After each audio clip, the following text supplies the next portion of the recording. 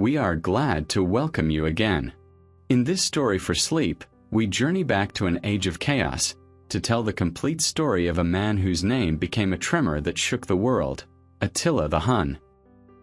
The world Attila entered around the year 406 AD was already standing in the shadow of its own twilight.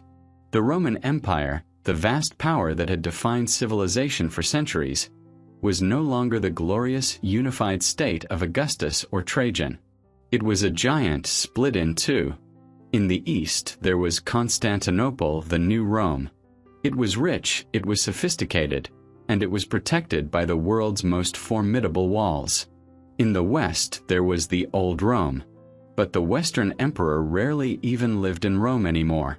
He often hid in the swamp fortress of Ravenna, protected by marshes, while the rest of Italy, Gaul, Spain, and Britain slowly slipped from his grasp. The Roman Empire was dying. Its borders, stretching thousands of miles, were too long to defend.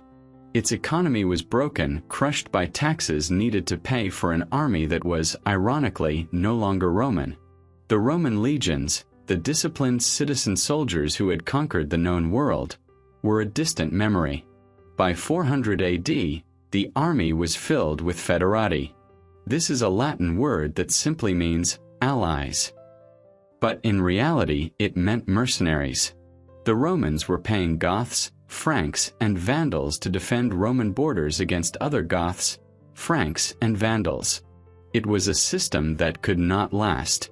This was the age of the Great Migration. Entire nations, numbering in the tens of thousands, were on the move. We often call them barbarians, but we must be careful with this word. It comes from the Greek barbaros. It simply meant anyone who did not speak Greek or Latin. It was a word for outsider. These were not savages. They were complex societies. Farmers, warriors, craftsmen, fleeing climate change in their homelands and pressure from even fiercer peoples emerging from the east.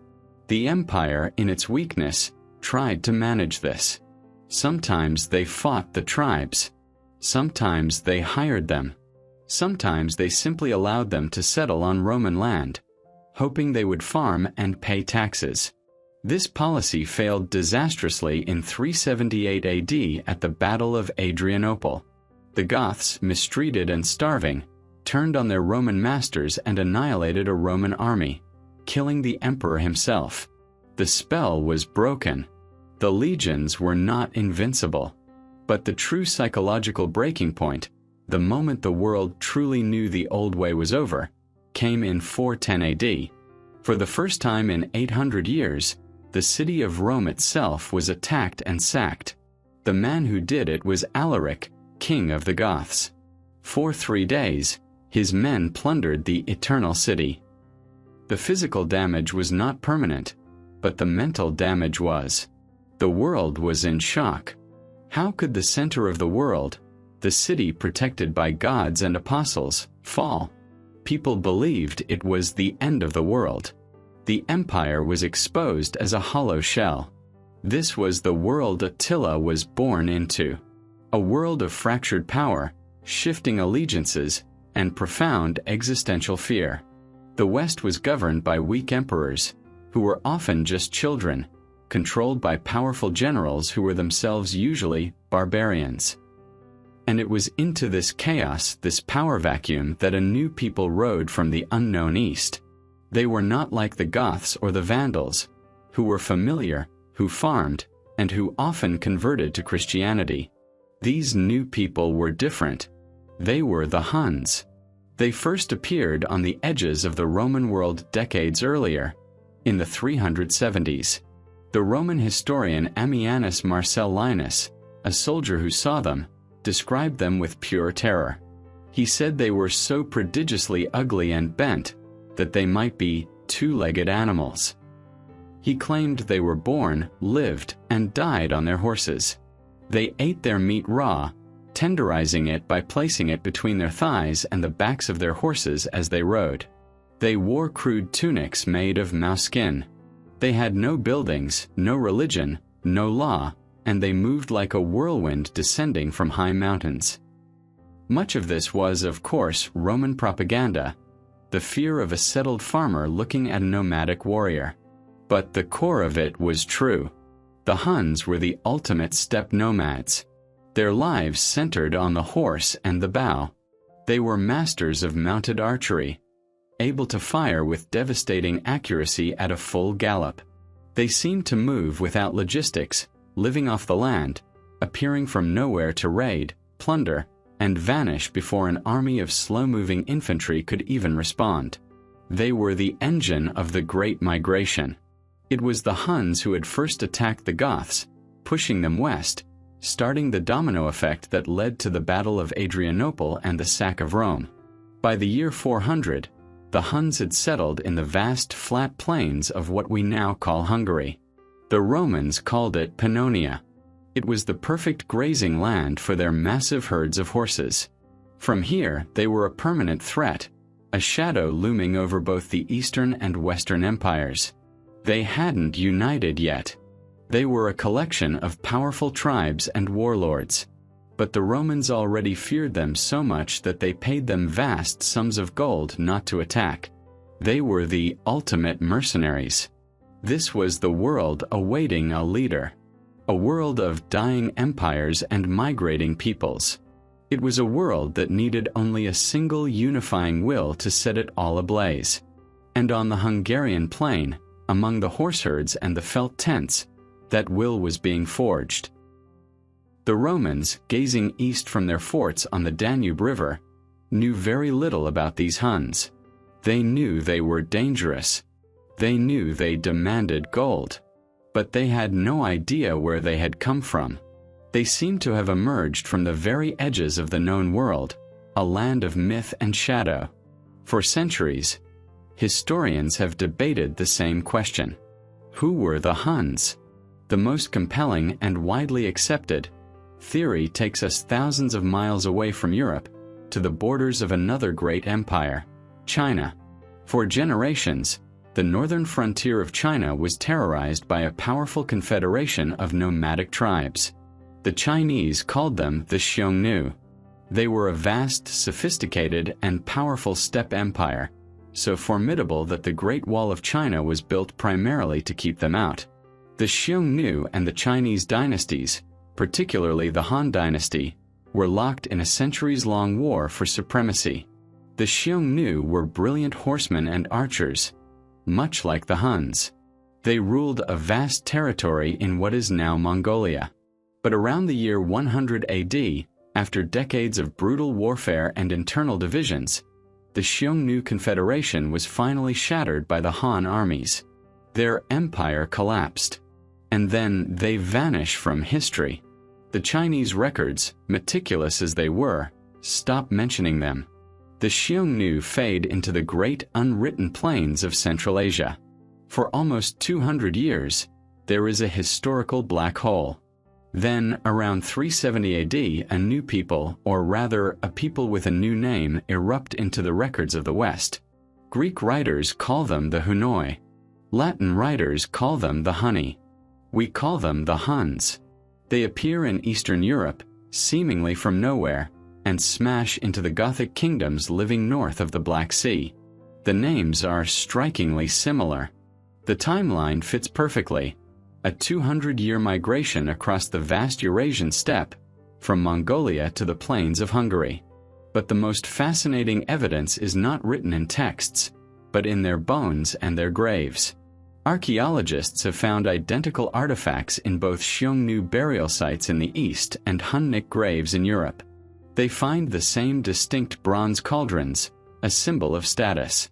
They find the same style of composite bow, a complex and deadly weapon made of laminated wood, horn, and sinew. And they find a very specific, and to us very strange, cultural practice: artificial cranial deformation. This was a custom found among the nobility of both the Xiongnu and later, the Huns. When a child of high status was born, their head would be tightly bound with cloth wrappings. As the infant's skull grew, this pressure forced it to grow upwards and backwards, creating a distinct, elongated, conical shape. To us, this sounds bizarre and painful, but to them it was a profound marker of beauty and nobility. It was an unmistakable sign that you were not a common person.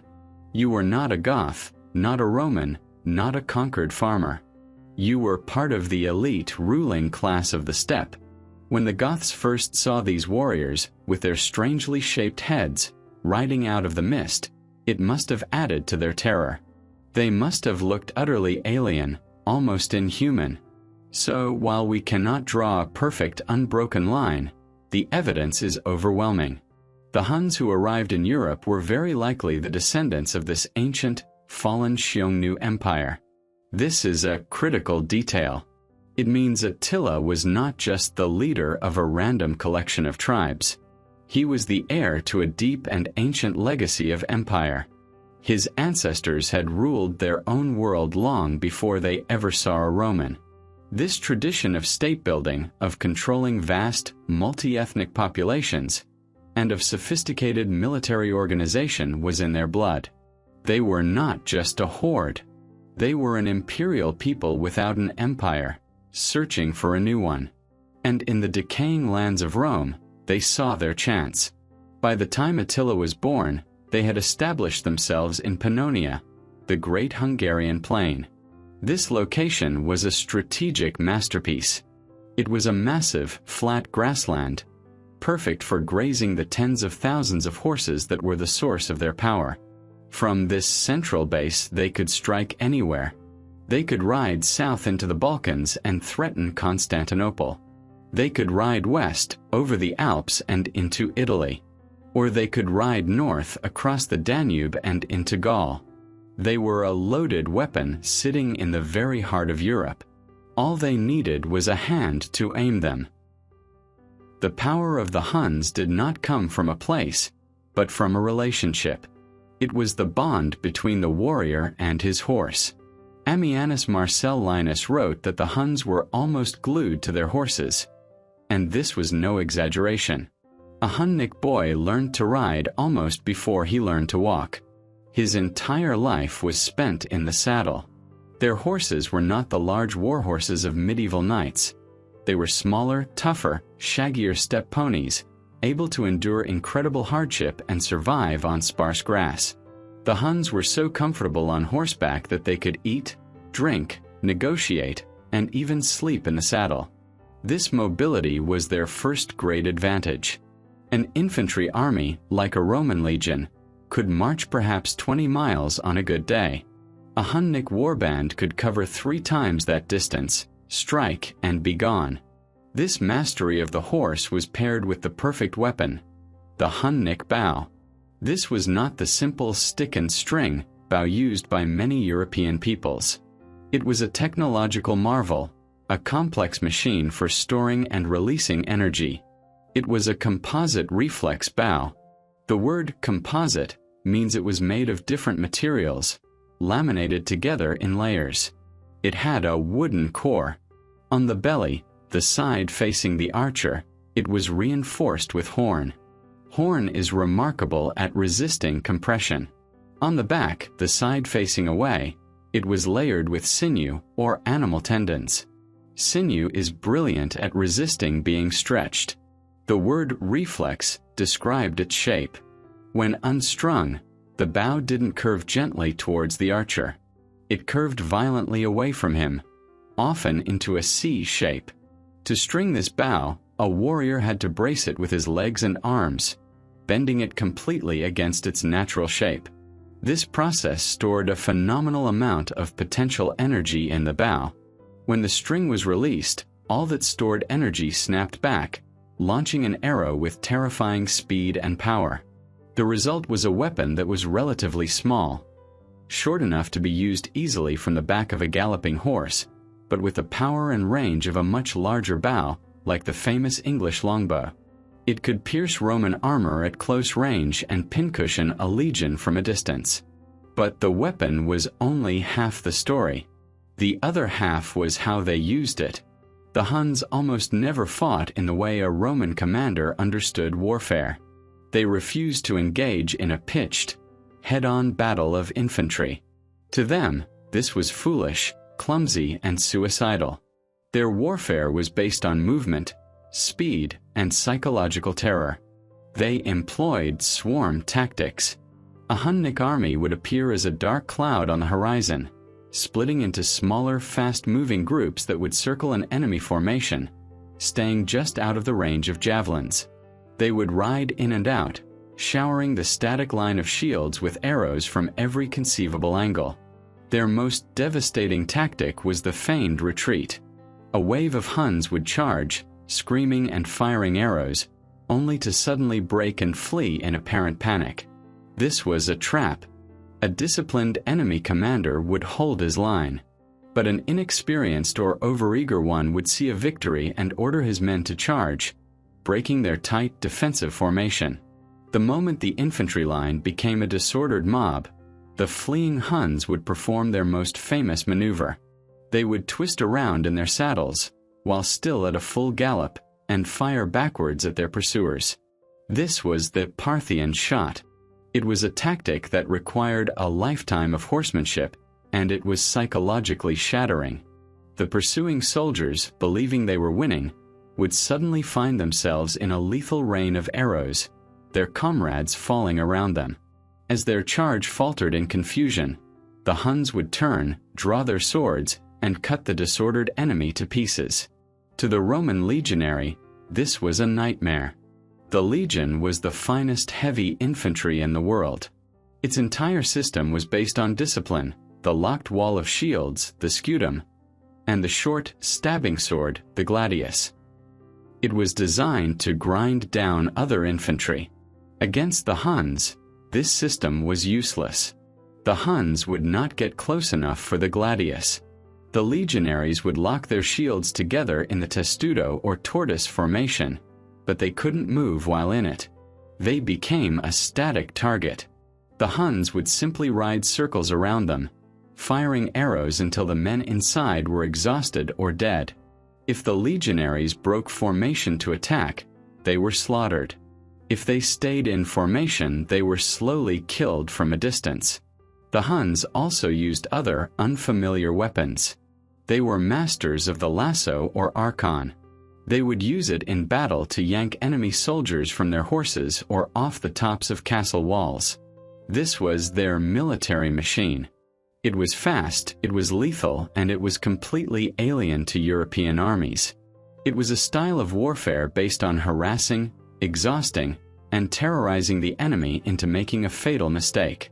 And it was this machine that Attila was born to inherit. This terrifying military machine was supported by a complex society. The Roman stereotype that the Huns lived and died on their horses was just that, a stereotype. They were nomads, but they were not homeless. Their homes were the yurt, or GR.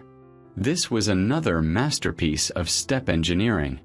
It was a circular domed tent, made from a collapsible lattice of lightweight wood, covered in thick layers of felt, matted wool, which kept it cool in the summer and remarkably warm in the winter.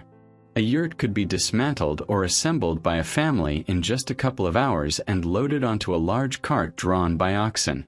When the Huns were not on a campaign, they lived in vast, sprawling camps of these yurts, usually along riverbanks. These were not primitive villages. They were organized mobile cities. Archaeologists have found that the Huns were also excellent goldsmiths, creating beautiful, intricate jewelry. And they acquired vast amounts of silk, linen, and other luxury goods through trade and tribute from the Romans. Their appearance, mocked by the Romans, was simply practical. They wore trousers, which the Romans considered barbaric, because you cannot ride a horse in a toga. They wore soft leather boots, perfect for both riding and walking. Under their outer garments of leather or fur, they wore tunics of linen or silk. And what of the Roman claim that they ate raw meat, tenderized under their saddles? This is almost certainly a misunderstanding. Steppe warriors on a long campaign would place thin strips of salted meat under their saddle. The purpose was not to tenderize it. The salt, combined with the horse's sweat, would cure the meat, preserving it, creating a kind of saddle jerky. It was a practical way to carry food. Their normal diet was based on their herds. They drank enormous amounts of milk, much of it fermented into a sour, slightly alcoholic beverage we know by its Turkic name, kumis. They ate cheese and yogurt. They also grew and ate millet, a hardy grain that was a staple for nomadic peoples across Eurasia. They rarely slaughtered their precious animals for meat, usually only for great feasts or in the dead of winter. This practical, self-sufficient life was guided by a powerful set of beliefs. The Huns were not Christians, nor were they pagans in the Roman or Greek sense. They did not have a complex pantheon of flawed, human-like gods. Their religion was simpler, vaster, and much older. It is now known as Tengrism. They worshipped a single, supreme, all-powerful deity, Tengri, the god of the eternal blue sky. Tengri was not a person. It was the sky itself. It was the universe, the ultimate power, the source of all life and all law. Below Tengri, there were other spirits, spirits of the earth, the water, and the ancestors. But Tengri was above all. There were no temples, no churches, and no holy books. A Hun would pray by going out into the open steppe, facing the sky, and speaking directly to the great expanse above. The will of Tengri was not read, it was interpreted. This was the job of the shamans, or holy men. These were the spiritual guides of the tribe. They were not priests. They were mystics, healers, and fortune-tellers. They would enter a trance, often through chanting and drumming, to commune with the spirits. They would read the future by examining the cracks in a sheep's shoulder blade after it had been scorched in a fire. And they held the most important political power of all. They could interpret the will of Tengri to say who should rule. This leads to the central concept of Hunnic power, a belief inherited from their Xiongnu ancestors. The mandate of heaven. The great king of the Huns, the Khagan, did not rule simply because he was strong or because his father was king. He ruled because he was chosen by Tengri. He was the sky god's divine representative on earth. And this mandate gave him not just the right, but the duty to rule over all other peoples, over all who lived under the sky. This belief system made the Hunnic ruler incredibly powerful. To disobey him was not just treason, it was blasphemy. It was a defiance of the universe itself. But this mandate was not permanent. If a king failed, if he lost battles, if the cattle died, if a plague struck, it was a sign that Tengri had withdrawn its favor. That king could then be overthrown and replaced. It was a system that demanded total success. And it was this system that Attila would one day master, not just with his armies, but with a brilliant act of propaganda. The Roman historian Priscus, who met Attila, tells a story. One day, a Hunnic herdsman was following the trail of a heifer that had injured its hoof. The herdsman was puzzled by the trail of blood, and as he searched, he found an ancient corroded sword sticking blade up out of the ground, which the heifer had stepped on. He dug it up and, recognizing it as something special, immediately brought it to the royal camp and presented it to Attila. Attila's reaction was one of pure genius. He did not treat it as a curious antique. He held it aloft and proclaimed to his people that this was no ordinary blade. This was the divine sword of Mars, the Roman god of war, sent to him directly from heaven. The Huns, living near the Romans for decades, would have known exactly who Mars was. The message was clear and powerful. Tengri, the sky god, had given his chosen leader a physical symbol of his right to rule and to wage war. It was divine proof. This wasn't just a sword. It was the sword, the very embodiment of his destiny to conquer. The shamans confirmed it. The army believed it. And with this blade in his hand, Attila's authority became absolute. It was into this world of thundering horses, sky worship, and ancient imperial traditions that Attila was born, sometime around the year 406 AD. His name was not a title of terror. It was a term of endearment. In his native Hunnic language, a language related to Turkic and Mongolian tongues, Attila was likely a combination of the word Atta, meaning father, and the diminutive suffix Ila. His name meant little father. He was born into the absolute highest level of the Hunnic aristocracy. He was not a commoner who fought his way to the top. He was a prince from birth, part of a royal lineage that had led the tribes for generations. His father was a powerful chieftain named Munzuk. We know little about Munzuk, other than that he was part of the royal family and died when Attila and his older brother Bleda were still young. The boys were not left powerless. Their father's brothers, their uncles, were the most powerful men in the Hunnic world. Their names were Octor and Rua. After Munzuk's death, it was Octor and Rua who took over the leadership of the Hunnic Confederation, ruling together as co-kings or diarchs.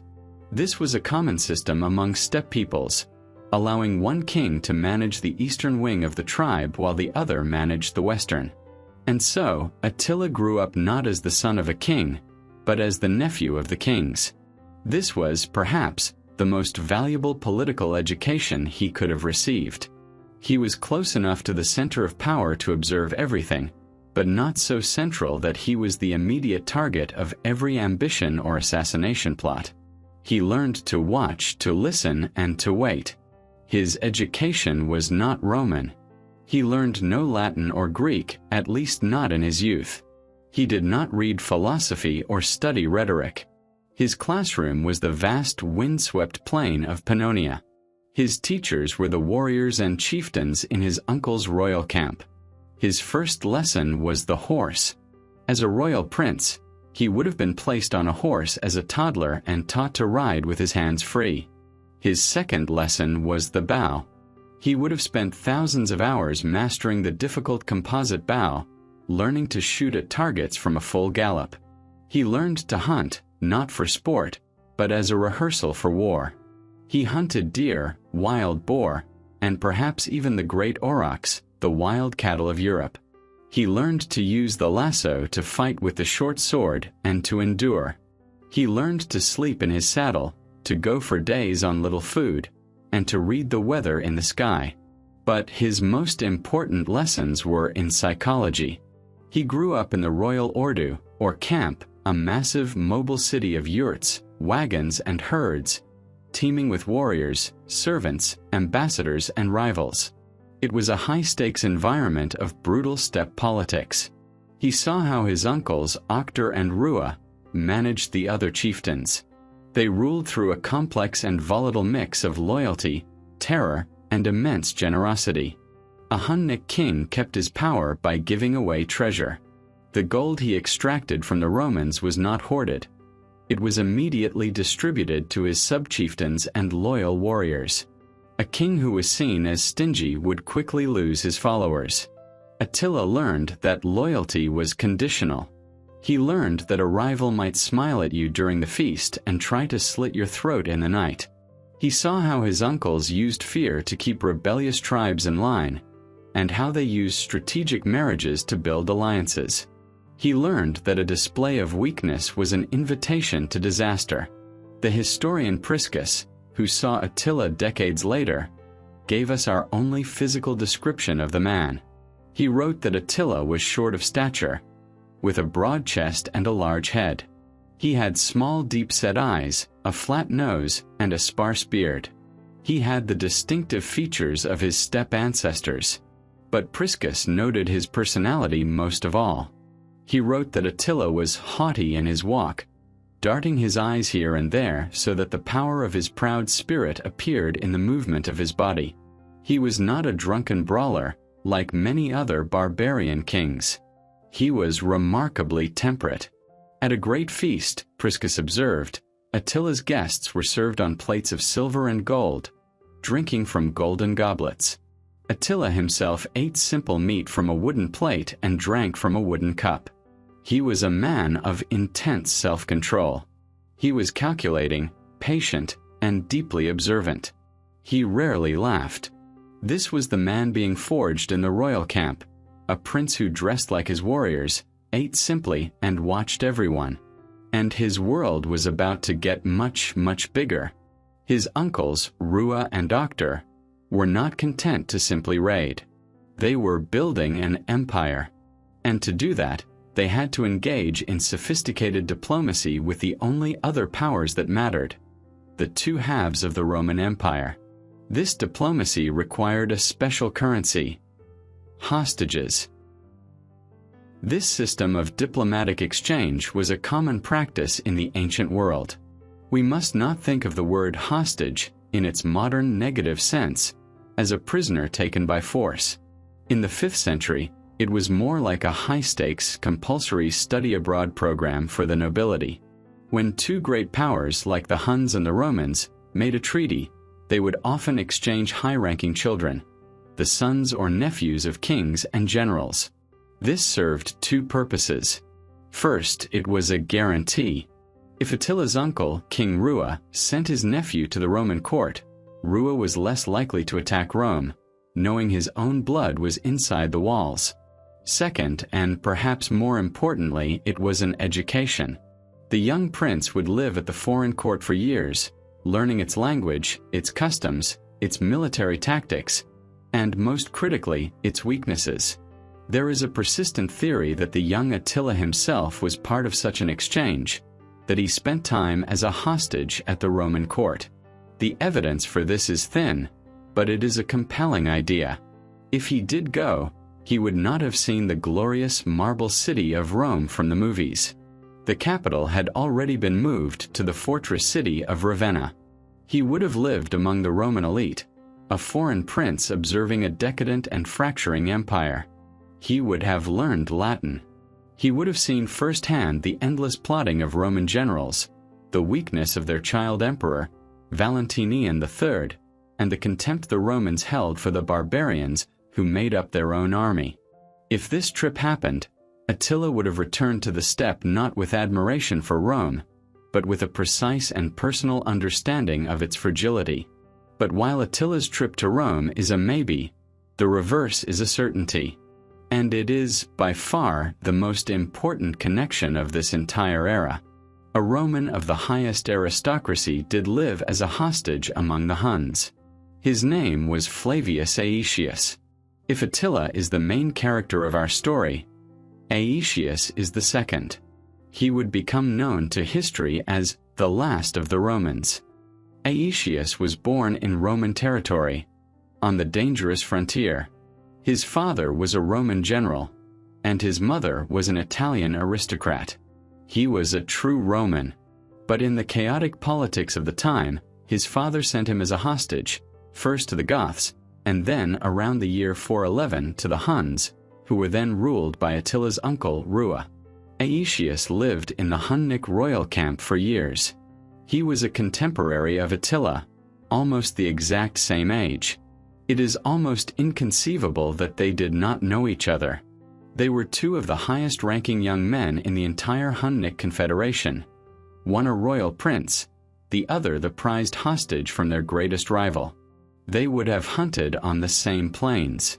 They would have feasted in the same yurts. They would have competed in the same games of archery and horsemanship. Aetius learned to speak the Hunnic language fluently. He learned to ride and fight like a Hun. He came to understand their culture, their religion, and their politics from the inside. He saw their feuds, their generosity, their codes of honor, and their absolute ruthlessness. He made deep personal friendships among the Hunnic nobility. And while Aetius was learning to be a Hun, Attila was learning from him. He was observing a true, high-born Roman. He learned how Aetius thought, how he viewed the world, how his Roman mind worked. This relationship is the key to understanding the next 30 years of European history. It was a personal connection that would shape the fate of continents. After several years, Aetius returned to the Roman world. But he never lost his connection to the Huns. In fact, he used it to become the most powerful man in the Western Empire. In the endless Roman civil wars, whenever Aetius was in trouble, he would do the unthinkable. He would ride to his old friends, the Huns, and return at the head of a massive Hunnic army. He used Hunnic mercenaries to kill his Roman rivals, to secure his own power, and to police the empire's borders against other tribes, like the Goths and the Franks. For a time, Aetius and the Huns were allies.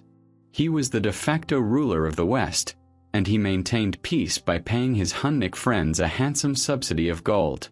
While Aetius was climbing the ranks in Rome, using his Hunnic allies as his personal enforcers, Attila was waiting. His uncle Octor died on a campaign. Then, around 434 AD, his other uncle, the powerful King Rua, also died. The Hunnic throne was finally empty. The power of the confederation, built by his uncles, now passed to the two sons of Munzuk, Attila, now a man in his late 20s, and his older brother Bleda. The era of Attila had begun. The stage was now set for the two brothers, Bleda and Attila. Bleda, as the elder, likely held the senior position. But from the very beginning, it was Attila who captured the attention and the fear of the outside world. Our clearest picture of him comes from the Roman diplomat and historian Priscus. Years later, Priscus would travel on a terrifying diplomatic mission to Attila's royal camp. His written account is one of the most precious historical documents of the age, a rare eyewitness report. He was one of the few Romans to meet Attila face to face and return to write about it. Priscus describes Attila's headquarters, his great ordu on the Hungarian plain. It was not a primitive camp, but a massive, well-planned city of wood. It was surrounded by a strong wooden wall, not for defense, but for prestige. Inside, the chieftains lived in large, beautifully carved wooden houses. But the most telling descriptions are of Attila himself. Priscus was invited to a great feast. He and the other Roman ambassadors were seated at a place of honor, but separate from Attila's main table. The scene he paints is a masterpiece of calculated power. The feast was a massive, boisterous affair. Attila's warriors and chieftains were served course after course of rich food, all on gleaming silver plates. Their wine, a luxury for the Huns, was served in goblets of pure gold and silver.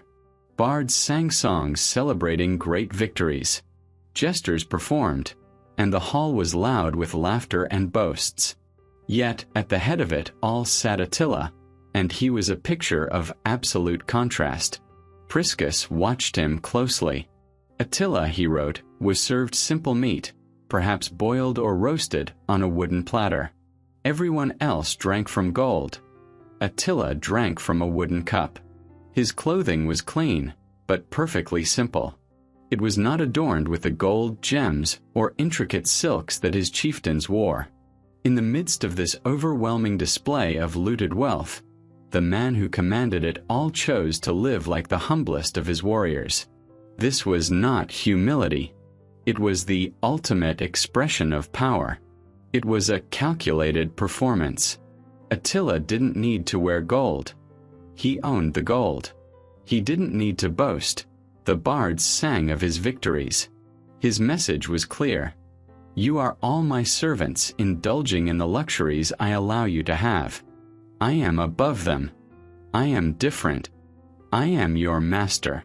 His personal conduct only reinforced this image. While his men laughed, drank, and grew loud, Attila remained, as Priscus noted, unmoved, his countenance unchanging. He showed no emotion, except for one brief moment. When his youngest and favorite son, Ernak, was brought in, Attila looked at him and his gaze softened, and he gently pinched the boy's cheek. This small, human detail makes the rest of his demeanor even more chilling. He was not an emotional, raging warlord. He was a man of supreme and unnerving self-control. The Romans who negotiated with him were terrified by this. A man who shouts you can understand. A man who demands gold you can bargain with. But Attila was quiet. He was observant. He would sit through long meetings, listening, his deep-set eyes missing nothing. And when he did speak, his words were final. He never wasted them. he would make a demand. If the Romans tried to haggle or debate, he would not argue. He would simply repeat the demand. If they refused, he would end the meeting. The next time they heard from him, it would be a report that his armies were burning a city. He was also, Priscus tells us, a lover of war, yet moderate in action. This is a key insight. He was not a berserker. He did not love violence for its own sake. He loved war as an instrument, as a tool for achieving his political goals, which were wealth and power. He was, in essence, a high-stakes political gangster, using his army as the ultimate tool of extortion. He ruled his own people with this same cold authority. He was known to be a mild master to his own people and merciful to his supplicants. He would listen to their disputes and judge them fairly. But he was utterly ruthless to those who challenged him. Disloyalty was the one sin he never forgave, and the punishment was always a quick and silent death. This combination of qualities, personal simplicity, iron self-control, patience, political shrewdness, and the capacity for sudden, terrifying violence, made him the perfect leader for the Hunnic Empire. Bleda may have been the older brother, but it was Attila who possessed the character of the true Khagan, the great king, and the world would soon learn what he wanted. When their uncle, King Rua, died around 434 AD, the Hunnic Confederation did not splinter. The power consolidated by Rua was too strong, and the transition was swift. The leadership passed to the two sons of Munzuk, Bleda and Attila. Bleda, as the elder brother, was likely the senior king, but they ruled together as a diarchy. This was a common and practical system for steppe empires. The territory was too vast for one man to manage. It is probable that Bleda ruled the eastern part of the Hunnic lands, while Attila took control of the western wing, the one facing the Roman Empire.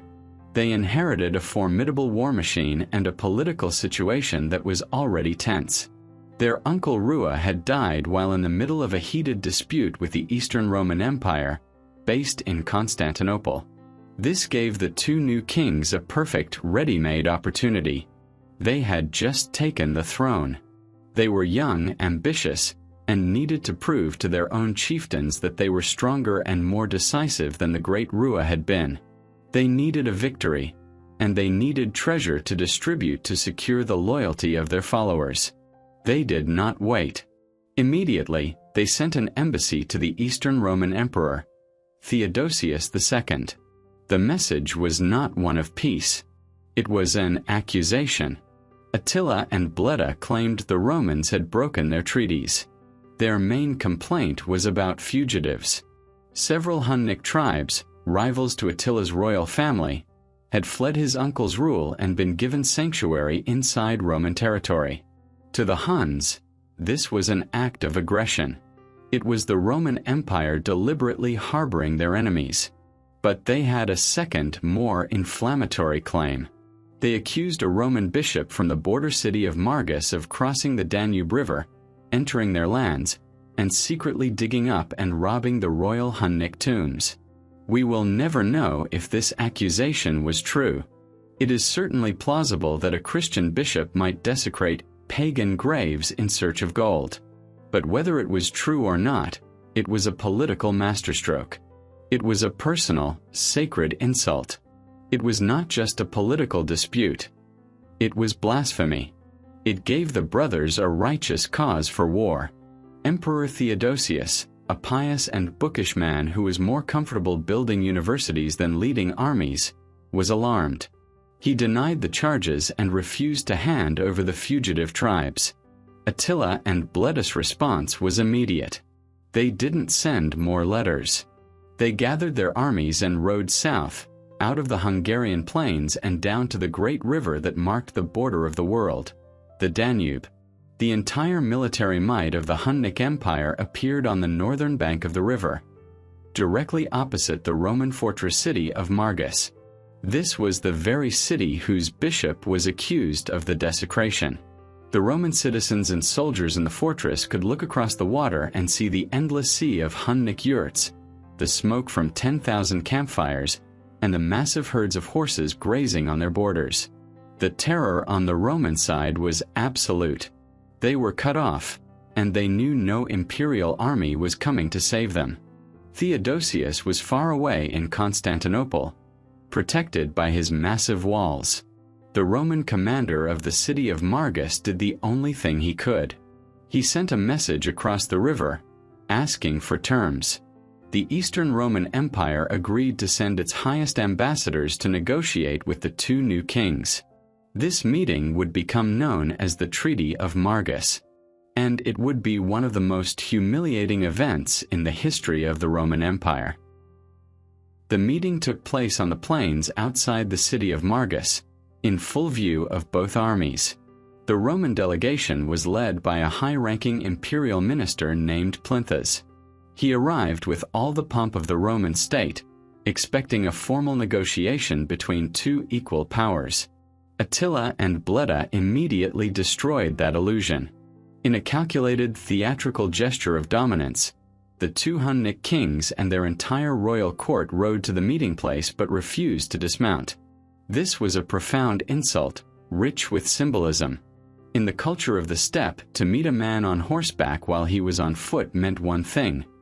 You were his superior, and he was your servant. It was the posture of a master speaking to a slave.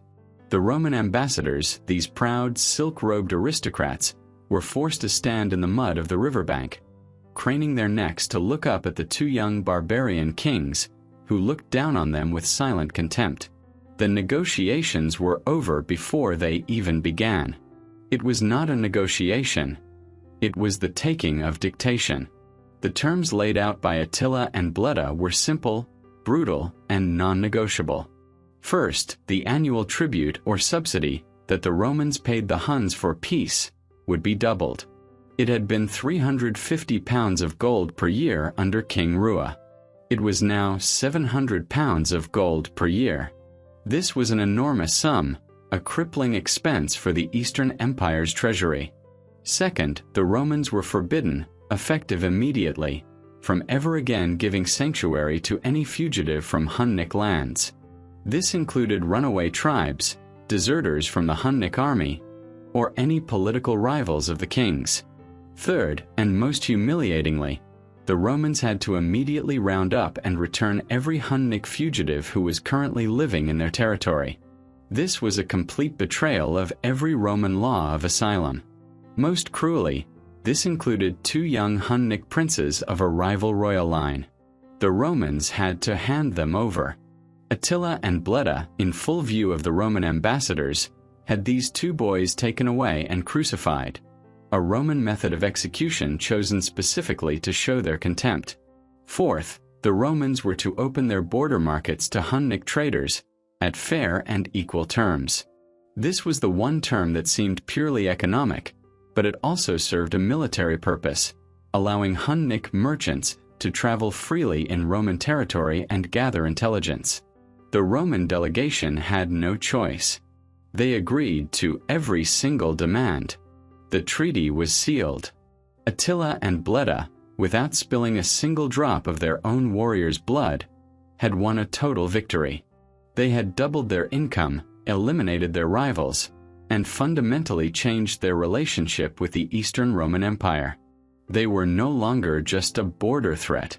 They were a superior power, and the Romans were their tributaries. They were, in effect, the empire's landlords, and the rent was due every year.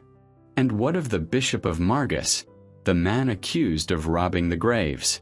His fate was a dark preview of the new reality. The Roman Empire, in its haste to appease the Huns, had agreed to hand him over for punishment. The bishop, hearing this, knew he was a dead man. The Roman state would sacrifice him to save itself. So, he did the only thing he could to save his own life.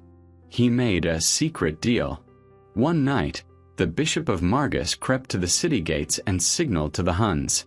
He opened the gates himself and allowed the Hunnic army to pour in.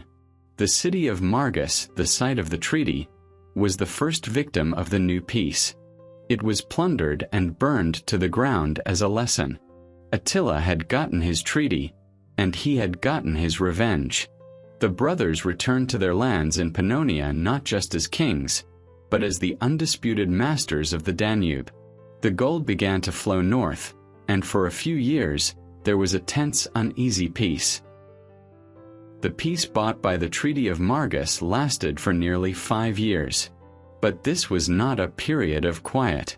For Attila and Bleda, it was a period of consolidation, growth, and relentless psychological pressure. With their southern border secured by Roman gold, the two kings turned their armies north and east. They campaigned deep into the lands of what is now Germany and Eastern Europe, fighting against the Sclavini, the early Slavs, the Syri, and various Germanic tribes. They were not just raiding, they were conquering.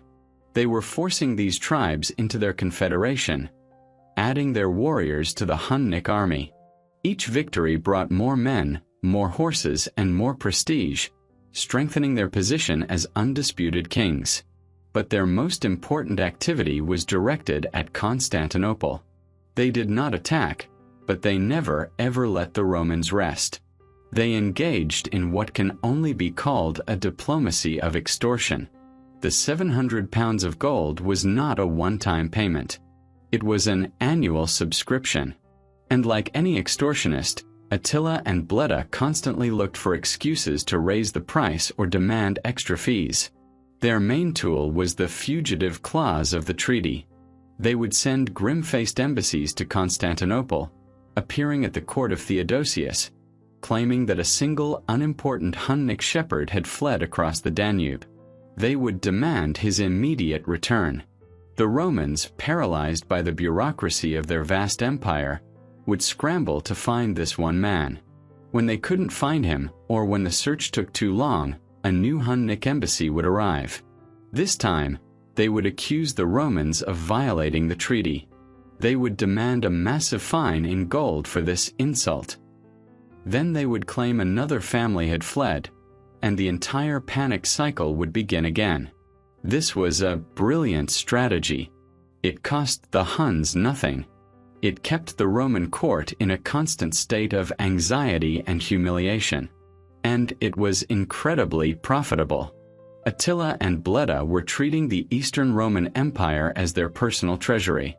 The gold of the world was flowing north to their camps in Pannonia, not in wagon loads, but in a steady, constant stream. This wealth had a profound effect on Hunnic society. It began to transform them. The royal camp was no longer just a collection of wooden houses and yurts. It was becoming a center of immense wealth. Roman craftsmen, captured in raids, were put to work building elaborate bathhouses for the Hunnic nobility. Weavers, bakers, and jewelers from across the empire were either captured or fled to Hunnic lands, seeking employment from the new masters of the world. The Huns were acquiring a taste for Roman luxuries. Fine wine, silk garments, intricate gold jewelry, and comfortable Roman-style villas. But this new wealth also created a dangerous political tension.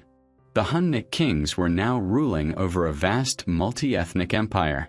Their subjects included not just Huns, but Goths, Alans, Gepids, and Slavs. The kings had to keep all these conquered peoples in line, and they had to keep their own Hunnic chieftains happy. The traditional Hunnic aristocrat was a warrior. His purpose in life was war and plunder. This long 5-year peace, punctuated only by diplomatic games, was making them restless. They had all this gold, but they missed the glory and the action of a real campaign. And there seems to have been a growing division between the two brothers in how to handle this success. All our sources, though they are Roman and therefore biased, hint at a difference in character. Bleda, the older brother, seems to have embraced the luxury. He enjoyed the wealth, the feasting, and the status. He was, perhaps, content with the way things were. Attila was not. His wooden cup at the feast was a symbol of this. He saw the luxury as a tool, not as a goal. He saw the restless energy of his warriors and knew that this diplomatic extortion, while profitable, could not last.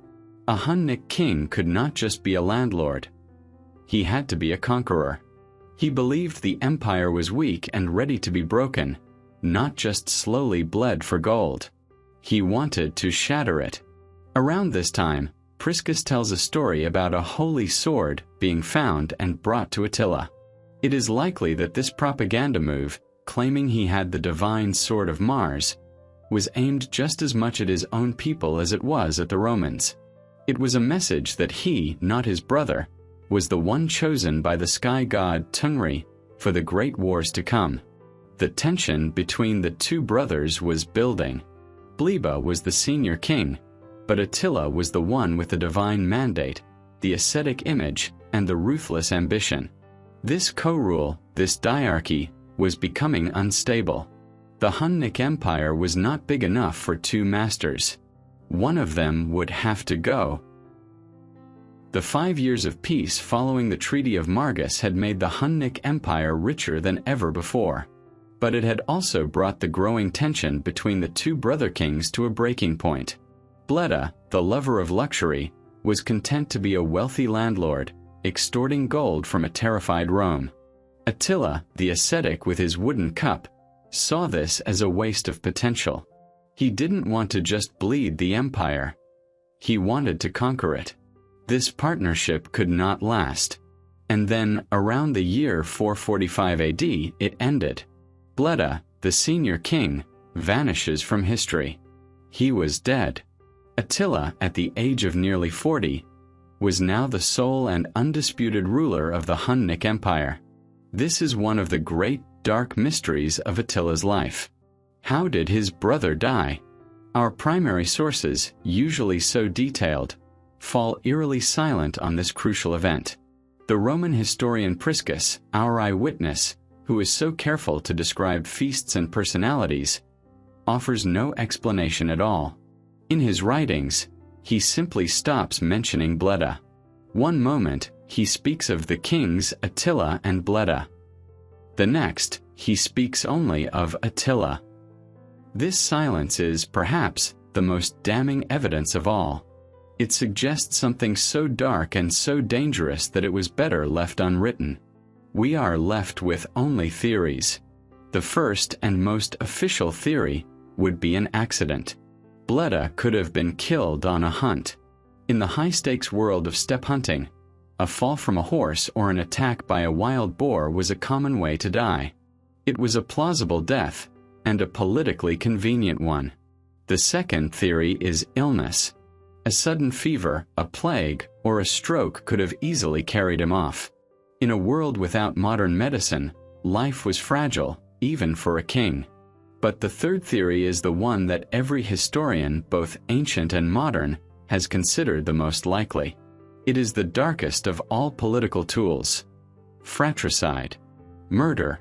The most logical and chilling conclusion is that Attila had his brother assassinated. The motives were powerful. Attila had the ambition. He had the sword of Mars. He had the loyalty of the most aggressive warriors, who were bored with peace and eager for the massive plunder that only a real war could bring. Bleda was in the way. He was the senior partner, the brake on Attila's ambitions. As long as Bleda was alive, Attila had to share his power and, more importantly, had to compromise. But Attila was not a man who compromised. The strongest evidence for a well-planned coup is not the death itself, but what happened immediately after. There was no civil war. There was no power vacuum. There was no scramble among the chieftains to pick a side. Bleda's entire half of the empire, his personal armies, his treasuries, his subject tribes, all passed to Attila's control, instantly and seamlessly. This does not happen by accident. It speaks of a cold, patient, and perfectly executed plan. It suggests that Attila had spent the years of peace not just watching the Romans, but watching his brother. He would have been quietly securing the loyalties of Bleda's most powerful generals and chieftains, making promises, and waiting for the precise moment to strike. When the moment came, Bleda was removed. Whether it was by a loyal assassin's knife in the dark, a stray arrow on a hunt, or poison in his wine, the result was the same. And Attila's reaction? There was no public mourning. There were no monuments built to his brother. There was no quest for justice. Bleda was simply erased. This single act transformed Attila. He was no longer a junior partner. He was no longer the little father. He was the Khagan, the great king, the sole master of millions, from the steppes of Russia to the banks of the Danube.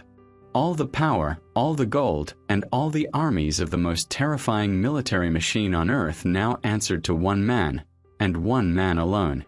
And with his brother's shadow gone, Attila was finally free to begin the war he had always wanted. The buffer was gone. The full, unleashed fury of the Hunnic Empire was about to fall upon the Roman world. With Bleda gone, Attila was the sole master of the Hunnic world. His first moves were not of war, but of internal surgical politics. He now had to absorb his brother's half of the empire, and he had to do it so quickly and so completely that no one would even think of challenging him. He moved with terrifying speed. He summoned the chieftains, generals, and nobles who had been loyal to Bleda. For them, this was the most dangerous moment of their lives. They were the followers of a dead king, and they were standing before his killer. Attila offered them a simple, unspoken choice. He did not need to shout or to threaten. His very presence was now a threat. He was the man who had just murdered his own brother for the sake of absolute power. What then would he do to a mere chieftain who hesitated? This single, ruthless act had created an aura of absolute terror around him. To this terror, he added a powerful incentive. He offered them not just their lives, but a future of unimaginable wealth. He was, in effect, telling them, "My brother was content to sit and count Roman gold. I am not. He was weak. I am strong. I am the one chosen by Tungri. I am the one holding the sword of Mars. Stay with me, swear your oath to me, and I will lead you to the plunder of the entire world, not just the scraps the Romans throw us." It was an irresistible offer. Loyalty or death. Any of Bleda's followers who showed the slightest hesitation, who looked away, who seemed to be grieving too much for their old master, they were quietly removed. They were replaced by men who owed their new, high-ranking positions directly to Attila. In a matter of months, the dual monarchy was gone. It was not just two armies merged into one. It was a new, streamlined, and far more dangerous organization. Attila had purged any questionable loyalties. He now commanded a single, unified war machine, larger than any Hunnic king had ever commanded, and it was loyal only to him.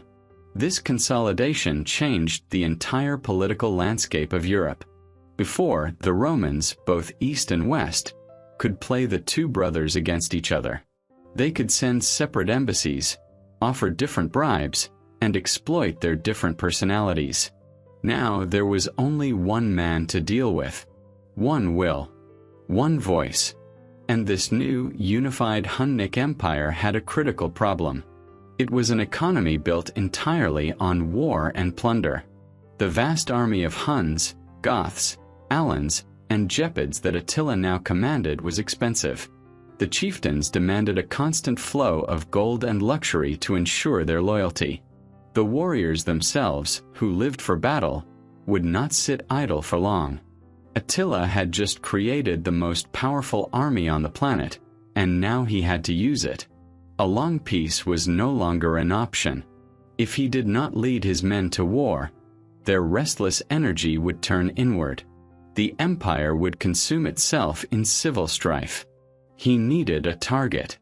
And he needed a casus belli, a reason for war.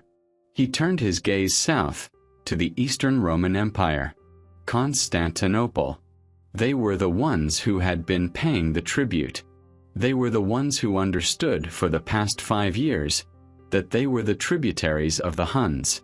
And it was they, in a moment of catastrophic miscalculation, who gave Attila the exact excuse he was looking for. Around the time of Bleda's death, the Roman Emperor Theodosius II, perhaps hearing rumors of internal strife among the Huns, perhaps emboldened by his ministers, or perhaps just fed up with the humiliation, made a fateful decision. He stopped the payments. The 700 pounds of gold, the price of peace, was cut off. The emperor also began to openly refuse Attila's demands for the return of fugitives, directly violating the Treaty of Margus. To Attila, this was a gift. It was a public, formal declaration of disrespect. It was the ultimate insult, and the perfect justification for the war he so desperately needed. His response was not a letter. It was an invasion. The years of diplomacy by extortion were over. The 5-year peace was shattered. Attila, now in sole command, gathered his newly forged unified army. He had his divine mandate, he had his consolidated power, and he had a clear-cut reason to attack. In 441 AD, the great Hunnic war machine, with Attila at its head, crossed the Danube. The great Balkan campaigns had begun. The great crossing of the Danube in 441 AD was unlike anything the Romans had ever seen. This was not a localized raid by a few thousand warriors, searching for plunder before running back to safety. This was the full unified power of the Hunnic nation in motion. Attila, now in sole command, was leading a vast multi-ethnic host of Huns, Goths, Alans, and Gepids. He was a force of nature, and he was pointed directly at the rich, undefended heart of the eastern Roman provinces, the Balkans. The Roman border was not undefended. It was a massive, sophisticated defensive line called the limes. For centuries, this chain of stone forts, tall watchtowers, and permanently stationed legions had held back the barbarian world. The Roman soldiers stationed there were veterans. They were used to hit-and-run raids. Their doctrine was simple. When the nomads appeared, you locked the heavy gates, manned the high walls, and waited. The raiders, having no way to crack stone, would eventually get frustrated, steal some cattle, and go home. This time, the Huns did not go home. Attila, in his cold, calculating genius, had solved the single greatest weakness of all steppe armies: the walled city. A strong wall could stop a cavalry army cold, breaking its momentum and starving it out. Attila had spent the years of peace not just consolidating power, but eliminating this weakness.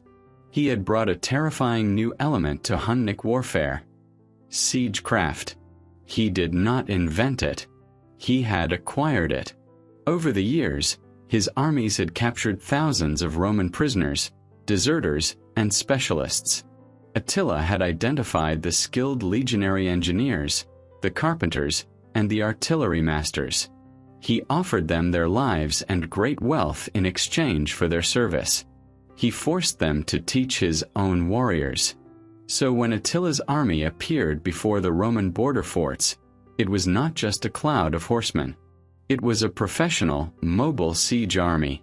The Huns were now pushing huge battering rams. They were building siege towers. And most terrifyingly, they were wheeling massive Roman-style catapults and ballistae into place. Their own advanced technology turned against them. The masters of the open field were now about to become the masters of the wall.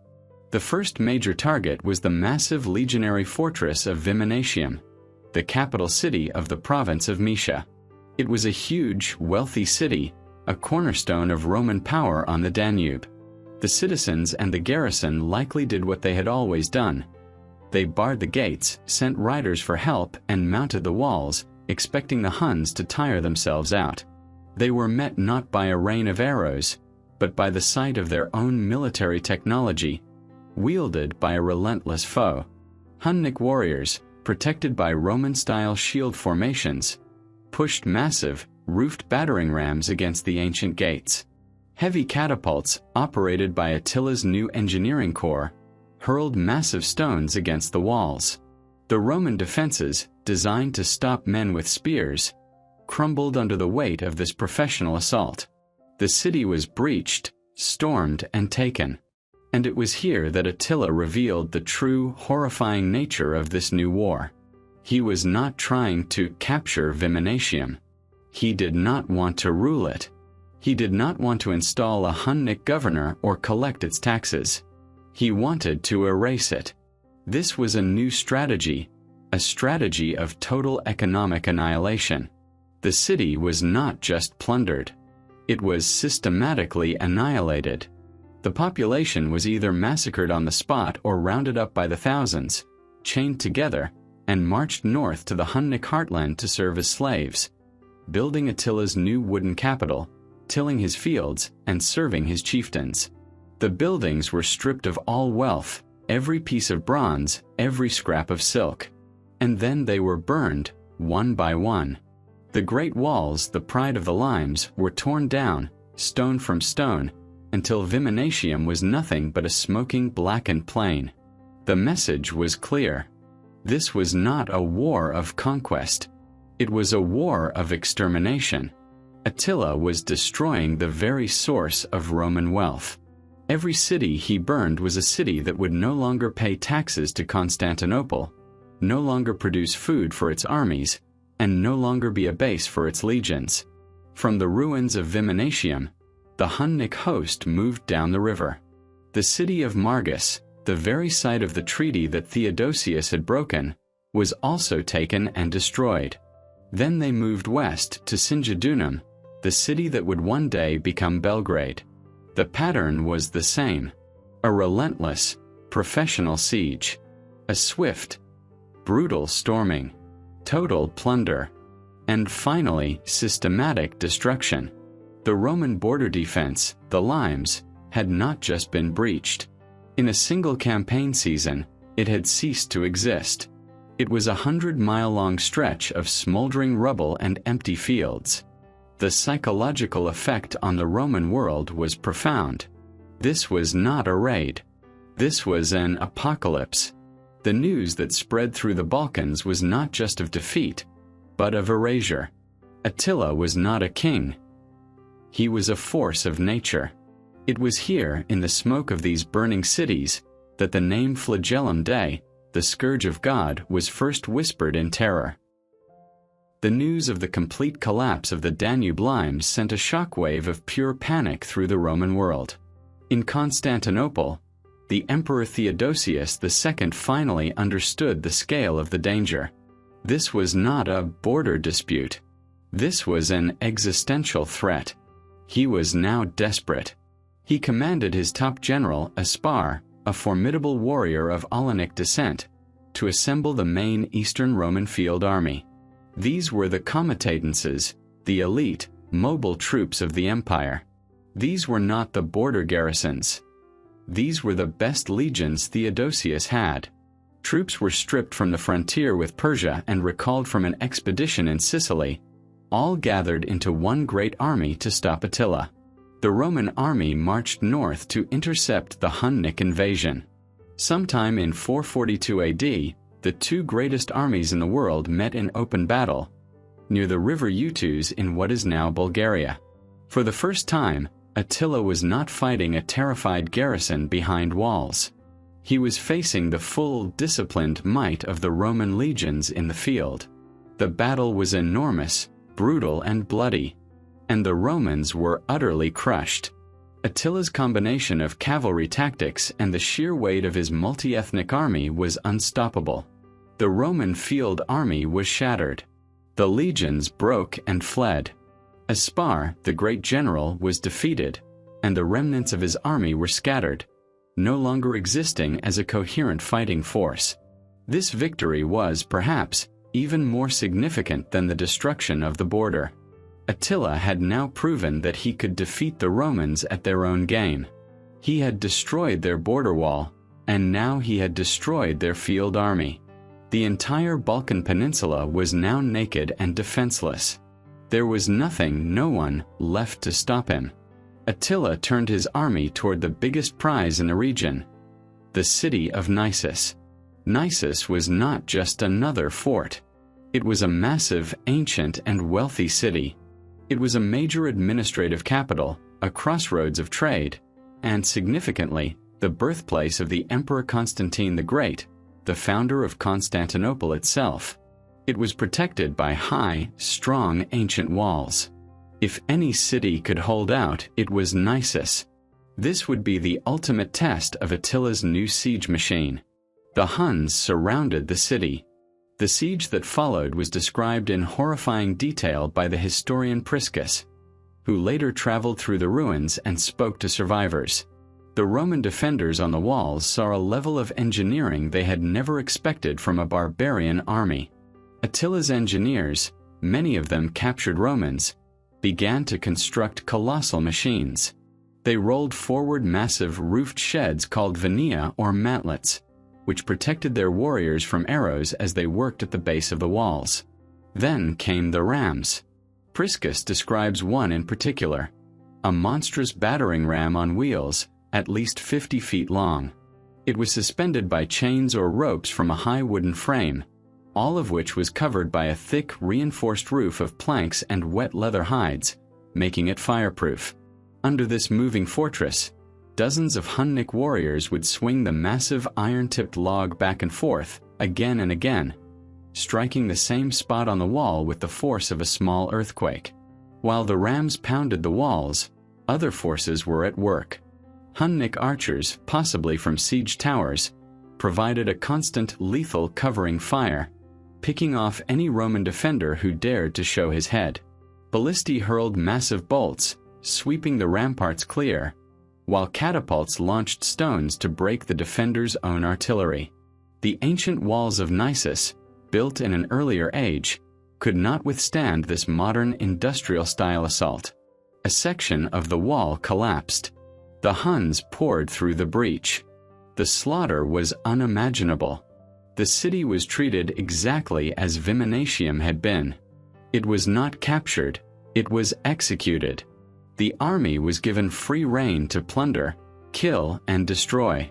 Years later, when Priscus's diplomatic embassy traveled to Attila's camp, they had to pass through the ruins of Naissus. He wrote that the city was desolate and empty of inhabitants. The only Romans they found were a few sick men, hiding in the ruins of the churches. He wrote that the riverbanks nearby were covered with the bones of those who had been slain in the city. Naissus, the great capital, the birthplace of Constantine, had been erased from the map. The fall of Naissus was the final proof. Attila was invincible. He had destroyed the Roman border, he had crushed the Roman field army, and he had just demonstrated that no city, no matter how strong, could resist his siege engines. From the ruins of Naissus, Attila's army turned south and fanned out. They destroyed Serdica, modern-day Sofia, and Philippopolis. They marched all the way through the province of Thrace, until his advanced scouts could see, in the far distance, the greatest prize of all, the unbreachable legendary walls of Constantinople itself. In the year 443 AD, Attila stood before the walls of Constantinople. He was the undisputed master of the Balkans.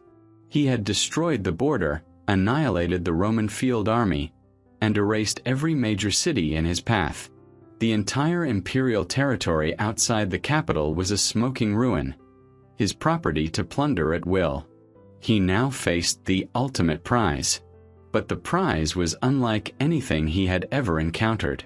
The city was protected by the most advanced defensive system on Earth, the Theodosian walls. These were not the old, single walls of cities like Naissus. The Theodosian walls, just recently completed, were a masterpiece of military engineering, a layered, deep defense system.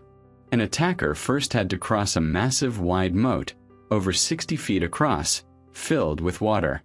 If they crossed the moat under a hail of arrows, they reached a low outer wall, a breastwork for archers. If they somehow took that wall, they entered a 50-foot wide open terrace, a killing field, where they were completely exposed to the main wall. And then came the main wall itself, a truly colossal structure, 40 feet high and 16 feet thick, studded with hundreds of towers, each one a self-contained fortress capable of firing arrows and ballistae in every direction. It was a machine designed for one purpose: to kill armies. Attila was a genius, but he was not a fool. He and his engineers surveyed the defenses. His siege engines, so devastating against the 300-year-old walls of Naissus, were useless here. His rams could not reach the main wall across the moat. His siege towers were not tall enough.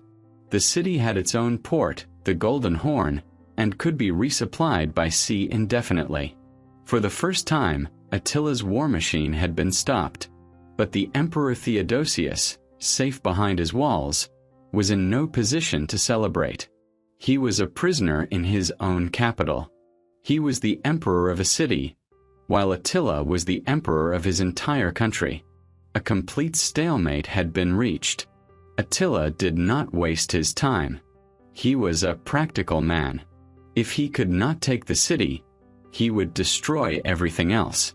He turned his army away from the Great Walls and began a systematic annihilation of the city's suburbs. He burned the rich villas, the monasteries, and the supply depots outside the walls. Then, to add a final bloody exclamation point to his campaign, he marched his army to the Gallipoli Peninsula. There, a final desperate Roman army, cobbled together from the last reserves of the empire, had been assembled to make a last stand.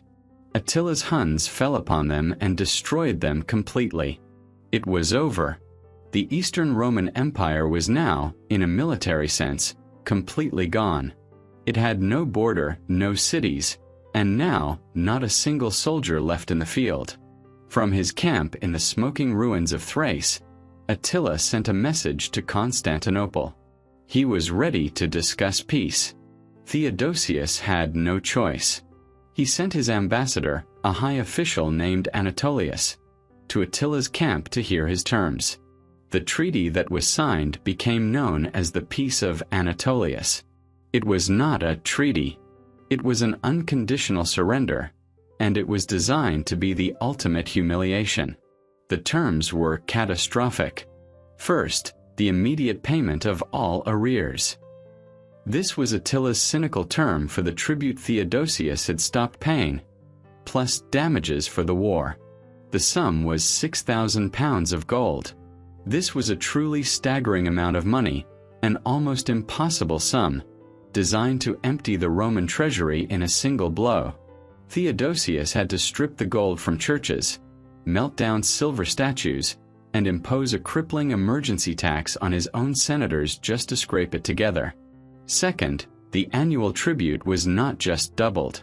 It was tripled. The 700 pounds of gold a year from the old treaty was raised to 2,100 pounds of gold.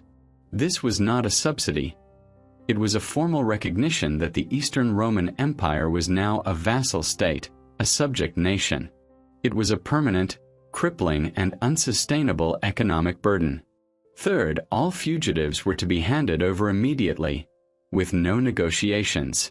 This time it included not just Hunnic runaways, but Roman citizens who had deserted to the Huns and then tried to return. Attila was demonstrating that he owned them too. Fourth, the Romans had to create a vast permanent no-man's land on their own side of the Danube. A strip of land 5 days' journey wide was to be emptied of all forts, all cities, and all farmers. It was to be a permanent, empty buffer zone, a Hunnic security perimeter on Roman soil. Theodosius agreed to everything. Attila had won the most total victory of his life. He had not taken Constantinople, but he had done something better. He had turned the entire Eastern Roman Empire into his personal bank account, a tributary state that would finance his empire for him. He had become the richest and most feared monarch in the world. He turned his armies, groaning under the weight of plunder and the 6,000 pounds of gold, and rode north to his capital in Pannonia. He was now the undisputed master of the East. He was at the absolute peak of his power. And so, with the East bled dry and broken, the master of the Huns, the Scourge of God, turned his cold, calculating gaze to the west. Attila returned to his capital on the plains of Pannonia as the most powerful and wealthiest monarch in the world. The gold of the Eastern Roman Empire, 6,000 pounds of it, was in his treasury. A further £2,100 was guaranteed to arrive every year. He was the master of the East. He now turned his gaze to the Western Roman Empire. But the West was a more complicated target. The real power in the West was not the weak, paranoid emperor, Valentinian III. The power was held by one man, Flavius Aetius, the last of the Romans, and the man who had grown up as a hostage among the Huns. Attila and Aetius had a long, complex relationship. They were, in a sense, allies. Aetius had paid Attila's uncle, Rua, and later Attila himself, handsomely in gold and land grants in exchange for Hunnic mercenaries. Aetius had used these Huns to secure his own power, to fight his Roman rivals, and to police the Goths and Franks in Gaul. A direct, unprovoked invasion of Aetius' territory would be a violation of decades of agreements. It would be messy. Attila, the calculating strategist, preferred to have a reason. He was not a wild madman. He was a politician who used war as his final, most convincing argument. He needed a casus belli, a just cause for war. And then, in one of the most bizarre and fateful episodes in all of ancient history, a casus belli was delivered to him. It came not from a rebellious tribe or a defiant general, but from the inner sanctum of the imperial palace in Ravenna. It came from a desperate woman. Her name was Justa Grata Honoria. She was, arguably, the most high-ranking woman in the Western world. She was the older sister of the Emperor Valentinian III. She held the official title of Augusta, or Empress. But her life was a gilded cage. Her brother Valentinian was a weak, cruel, and deeply paranoid ruler. He was terrified that Honoria, a woman of high spirit and known ambition, would be used as a political tool against him. If she married a powerful general, that general could use her bloodline to make his own claim for the throne. So, Valentinian kept her under what amounted to luxurious house arrest. He controlled her every move. The situation finally exploded. Honoria, in a desperate act of rebellion, began a secret affair with a high-ranking official in her household, a man named Eugenius. The affair was discovered. To Valentinian, this was not just a family scandal. It was high treason. He saw it as a plot by Honoria and her lover to create a rival heir, a challenge to his own power.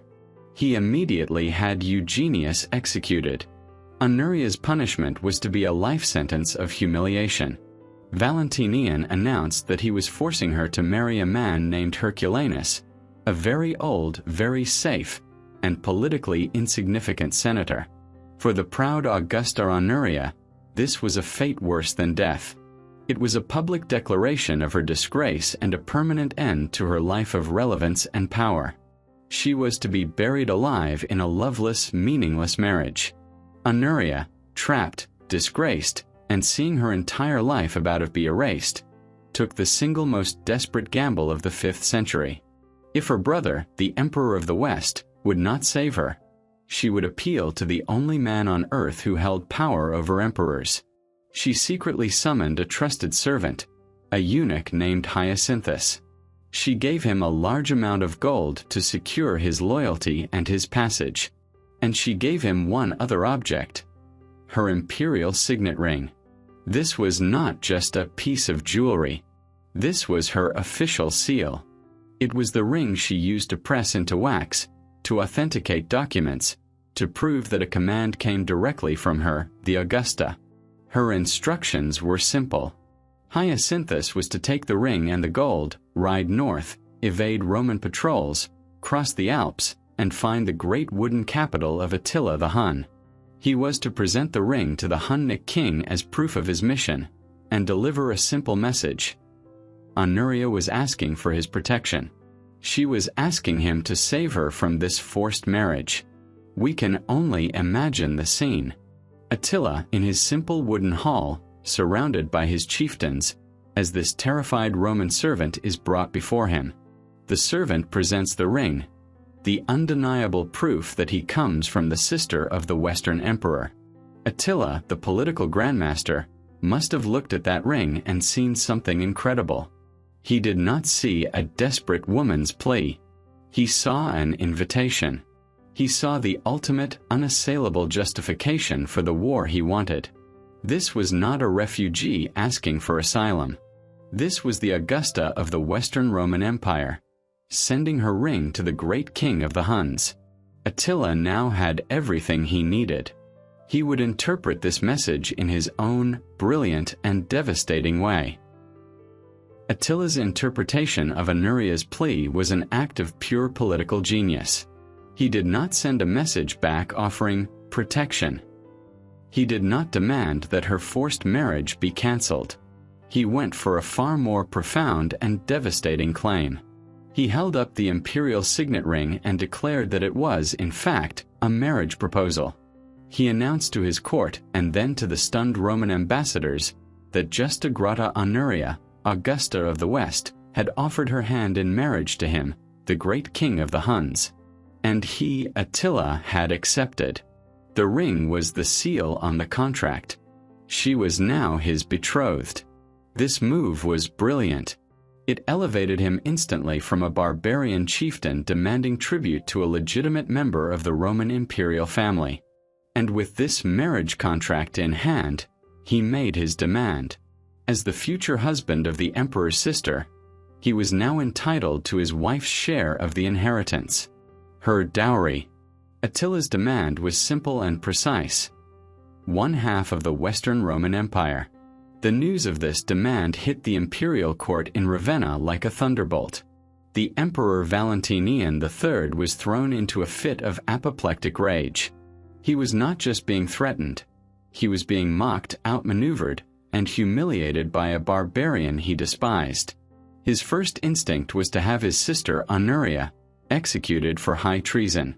He was only stopped by the desperate pleas of his own mother, Galla Placidia, who argued that killing Honoria would only make Attila's claim seem more legitimate, a martyred princess. Instead, Honoria was punished severely.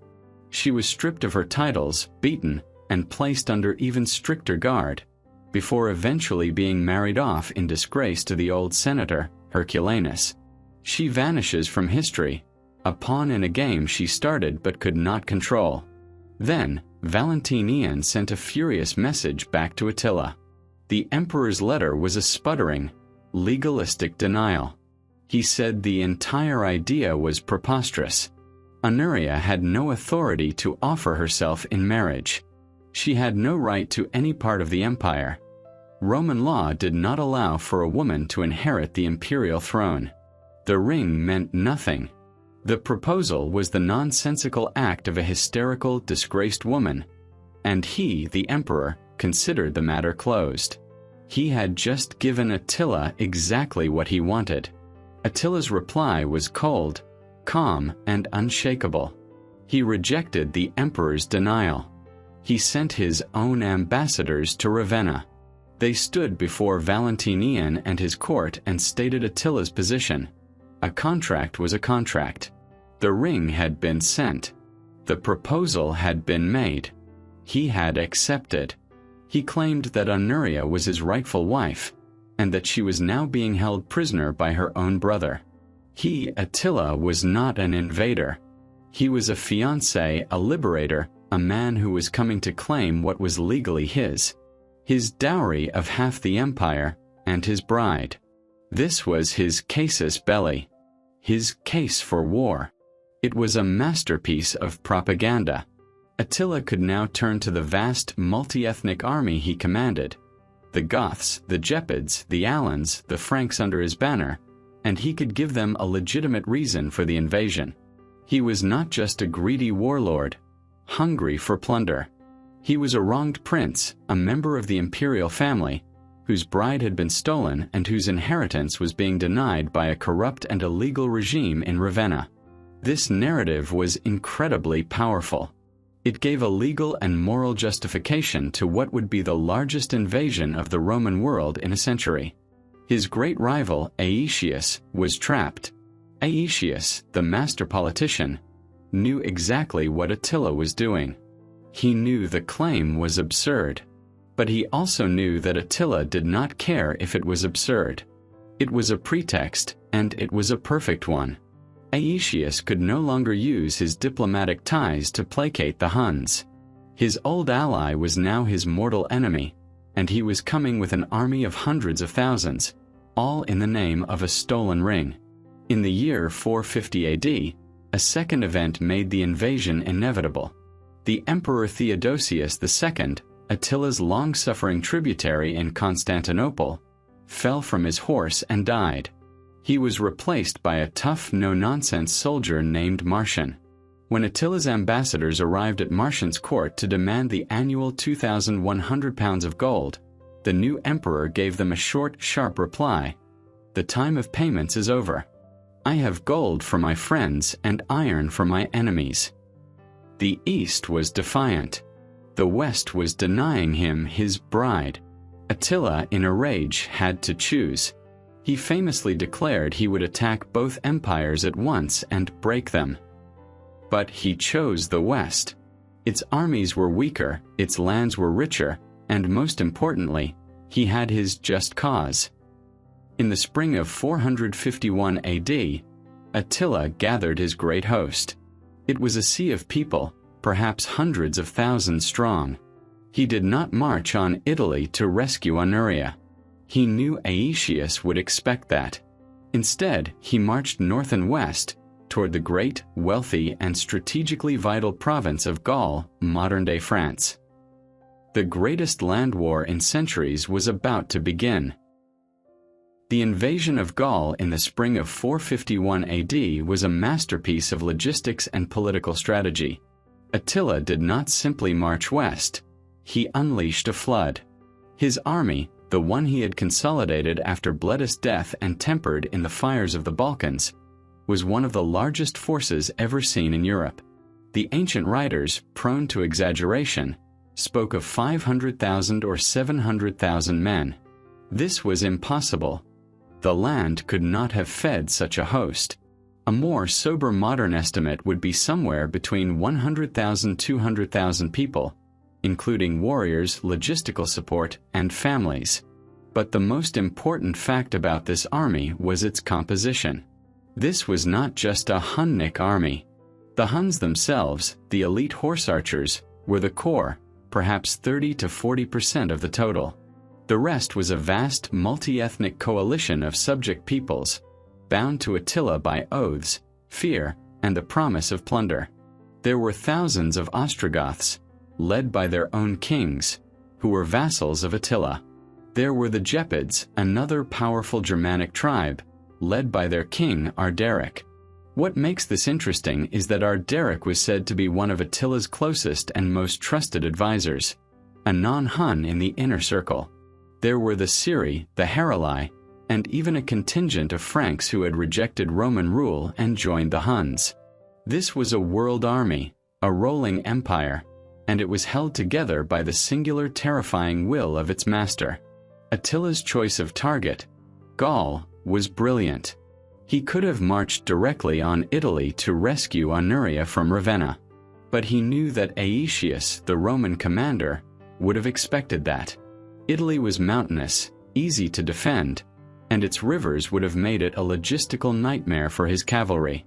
Gaul, modern-day France, was a far richer and more strategic prize.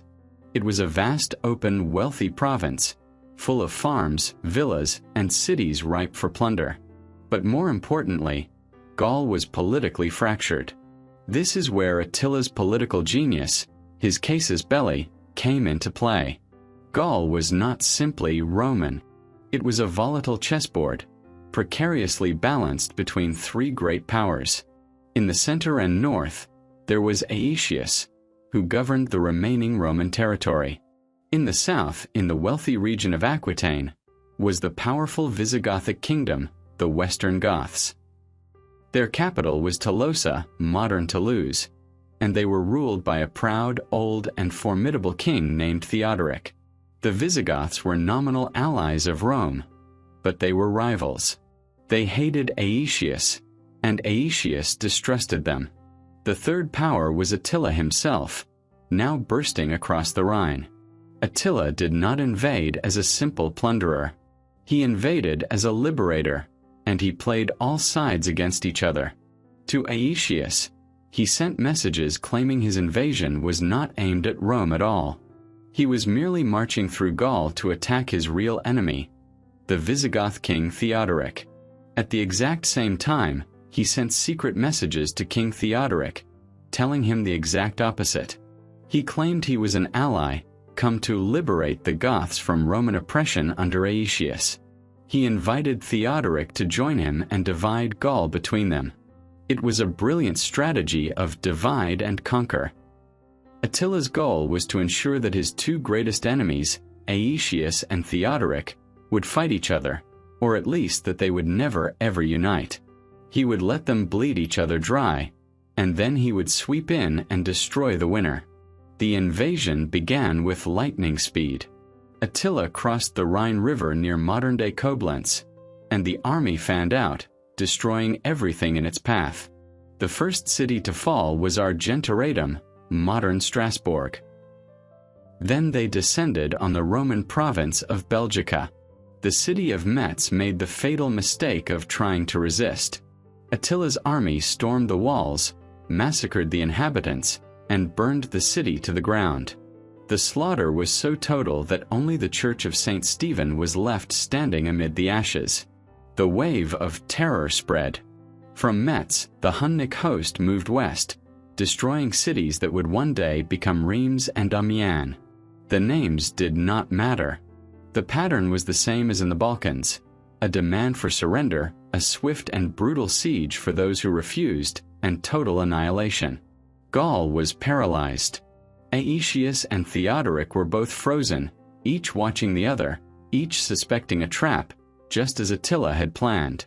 The Scourge of God was now marching unopposed through the heart of Gaul, heading for a critical strategic city on the Loire River, a city that controlled the primary bridge crossing into the Visigothic south. If Attila took this city, he would cut Gaul in half and prevent Aetius and Theodoric from ever linking their armies. The city was named Aurelianum. We know it today as Orléans. The city of Aurelianum, modern-day Orléans, was the key to all of Gaul. It held the main bridge across the vast Loire River.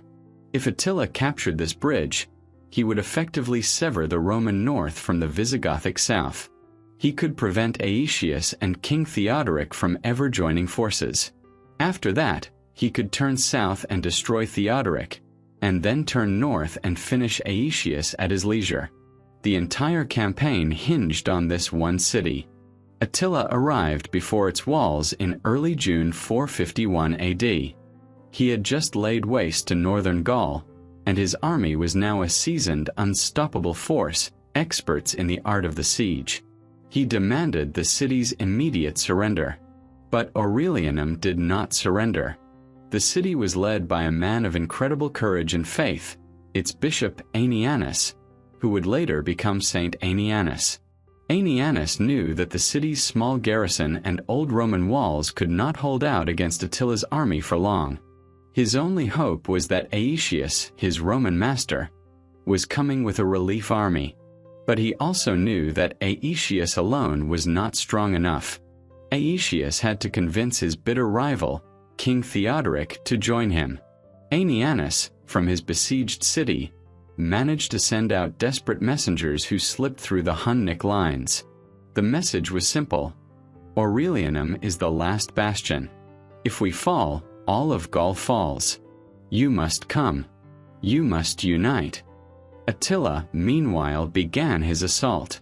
He did not have time for a long, drawn-out siege.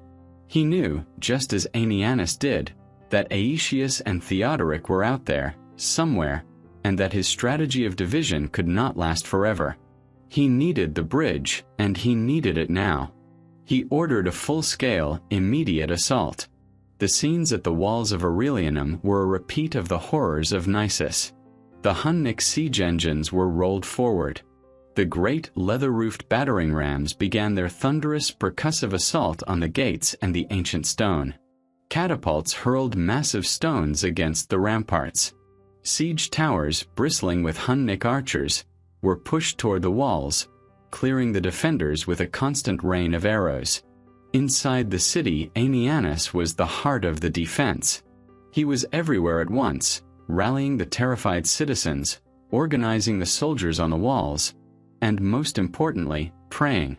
A local legend says that the bishop climbed the highest tower of the city, gazing south, straining his eyes for any sign of a dust cloud, any glint of sun on a Roman helmet or a Gothic spear. He saw nothing. The walls began to crumble. The main gate was splintering under the relentless pounding of the rams. Attila's warriors were bringing scaling ladders forward, preparing for the final breach. The city's defenders were exhausted, their spears broken, their supply of arrows gone. According to the legend, just as the walls gave way and the first of Attila's warriors began to pour into the city, Aenianus returned to the tower for one last look. And this time, on the farthest horizon, he saw it. A vast cloud of dust. An army. Not one, but two. Aetius had done the impossible. He had ridden south into the heart of the Visigothic kingdom, to the court of his rival, King Theodoric. He had stood before the old Gothic king and made the speech of his life. We don't know his exact words, but the logic was brutal and undeniable. Attila is playing us for fools. He told you he is my enemy, and he told me he is your enemy. The truth is, he is the enemy of us all. He is a wolf of all nations. If you let Aurelianum fall, he will use its bridge to cross the Loire, and he will destroy your kingdom. Then he will turn and destroy mine. But if we stand together right now, we have a chance. United, we can stop him. Divided, we are all dead. Theodoric, the old proud king, knew he was being offered a choice between two men he despised, the Roman Aetius or the Hun Attila. He chose the Roman. He summoned his own massive army of Gothic warriors. In a move that stunned Attila and saved the Western world, the two great rivals, the Roman legions of Aetius and the Gothic heavy cavalry of Theodoric, marched north together. They were the dust cloud that Aenianus saw. They were the allied army of the West, and they were coming for Attila. The news hit the Hunnic camp just as they were breaching the walls. Attila's scouts galloped in, reporting that a massive, combined Roman-Gothic army was just hours away. Attila was furious. His political gamble had failed. His two greatest enemies had united. And now he was in the worst possible tactical position. Caught between a city that was still fighting and a massive relief army approaching his back. He made an immediate, cold, and calculated decision. He sounded the retreat.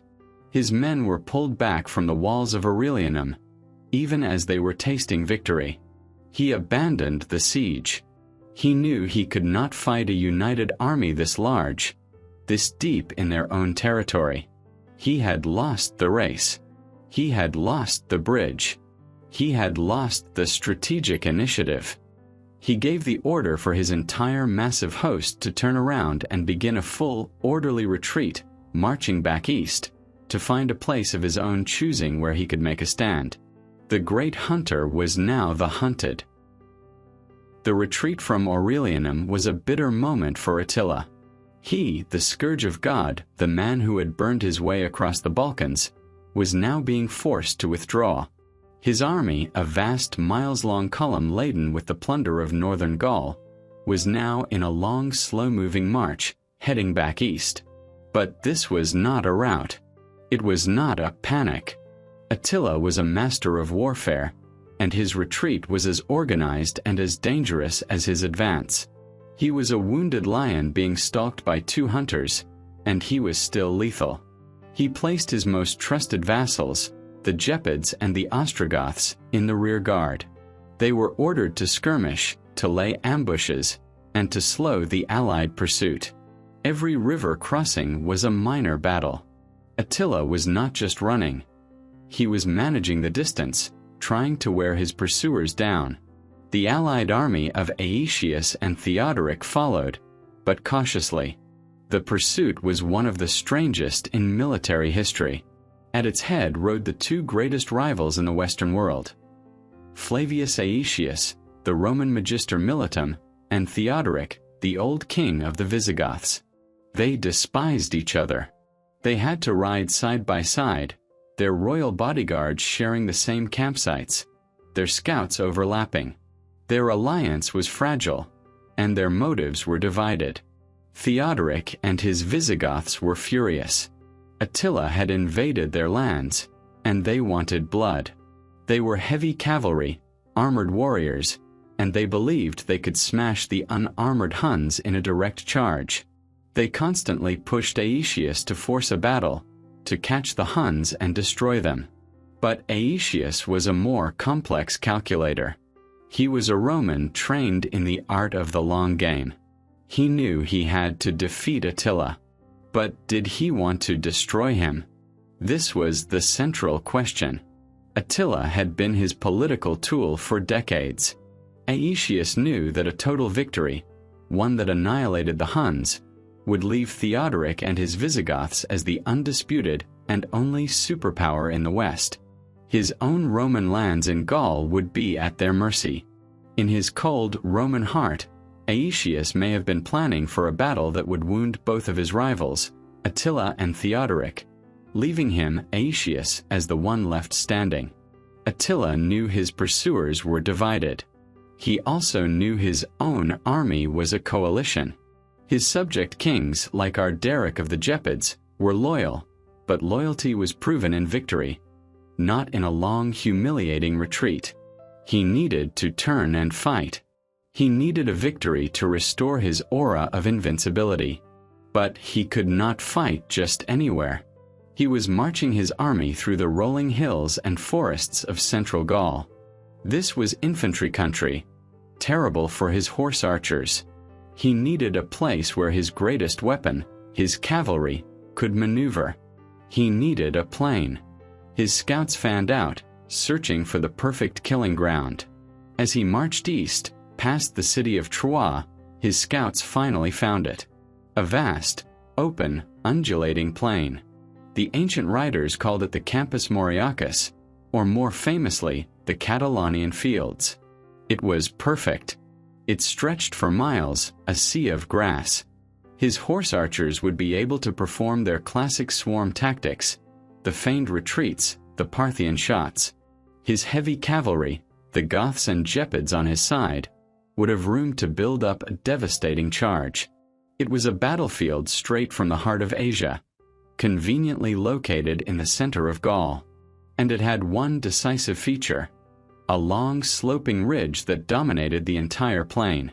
Attila understood, as any great general would, that the battle would not just be for the plain, it would be for that ridge. Whichever army seized it would hold the high ground and a critical advantage. This was the place. Attila gave the order. The retreat was over.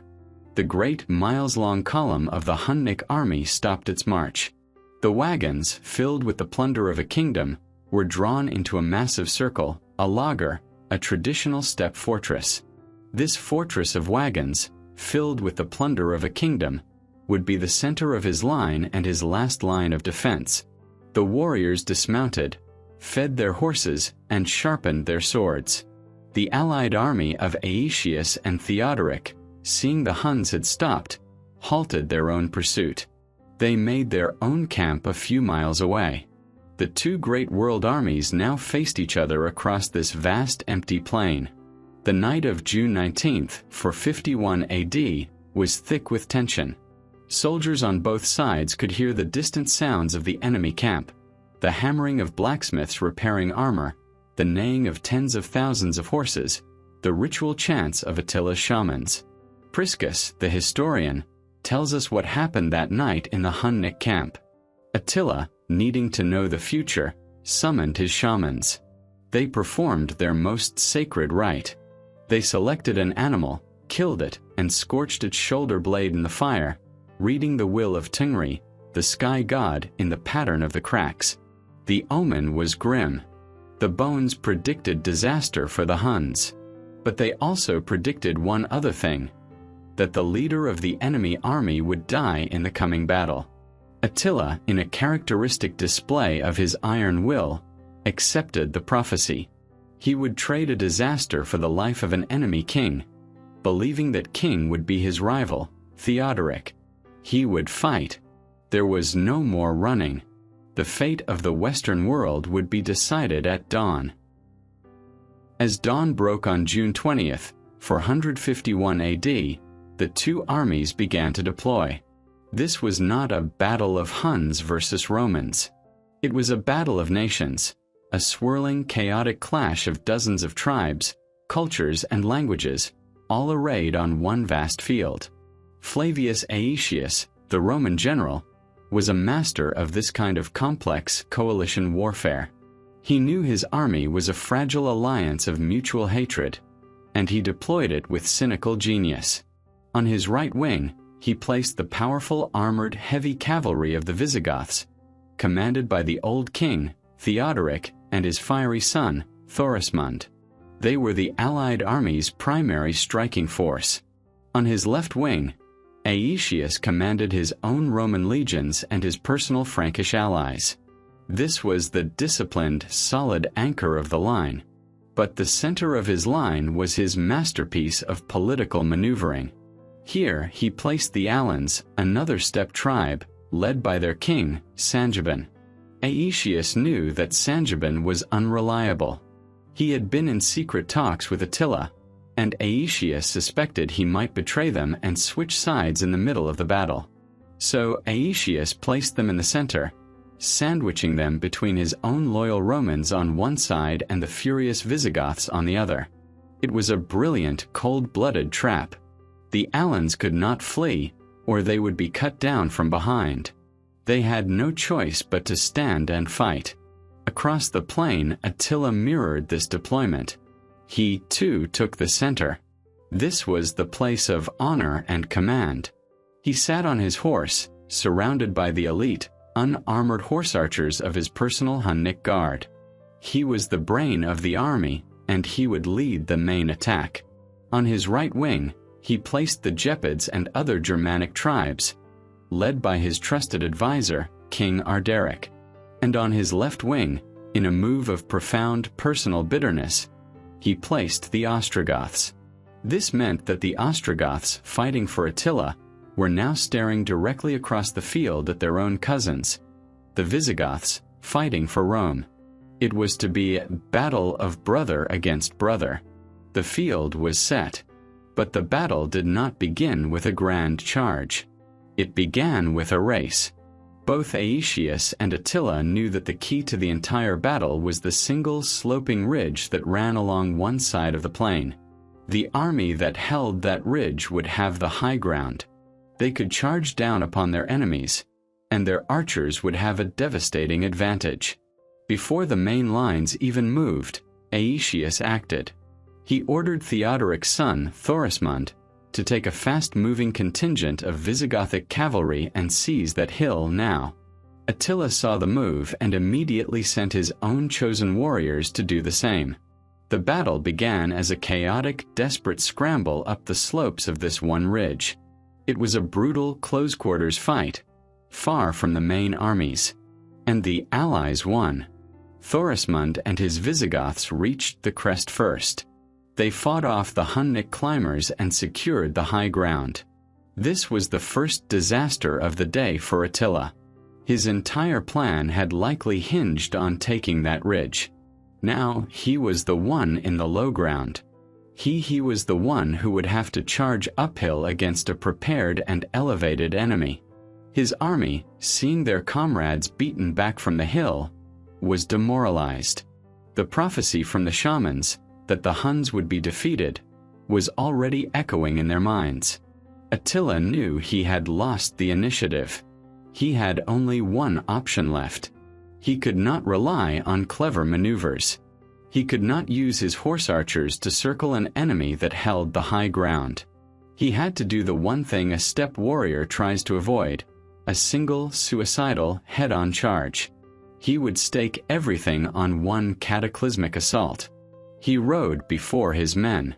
The historian Jordanes, writing later, recorded the speech Attila gave.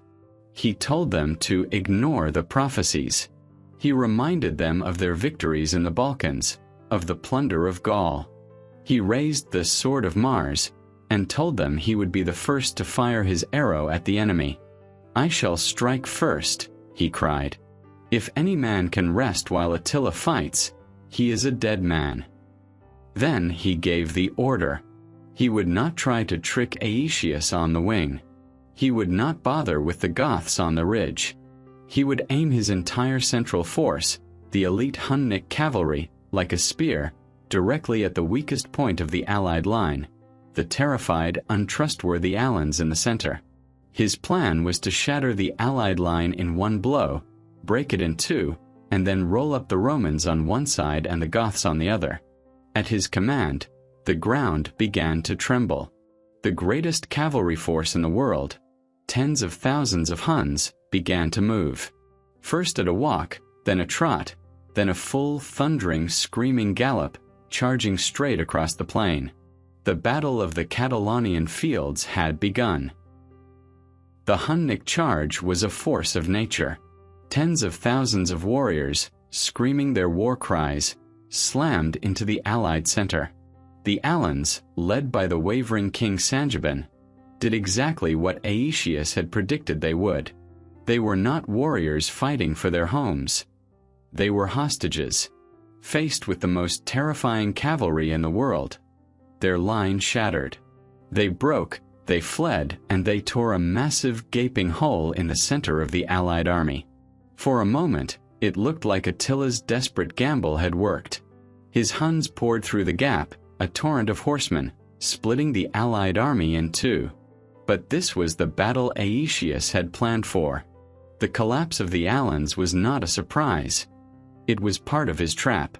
As Attila's elite Huns flooded through the broken center, they were suddenly no longer charging a weak line. They were funneled into a kill zone. Their momentum was lost as they ran past the ends of the two real Allied lines. On their left flank, Aetius' Roman legions, the disciplined infantry, held their ground. They performed a perfect pivot, turning inward and presenting a wall of shields and stabbing spears to the Huns' exposed side. On their right flank, the heavy Visigothic cavalry, who had not broken, did the same. They wheeled their armored horses around and charged into the other, now defenseless, flank of the Hunnic horde. Attila's spearhead, which was meant to break the army, was now trapped.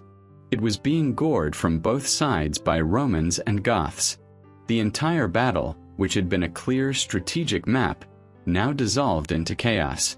It was no longer a battle of formations.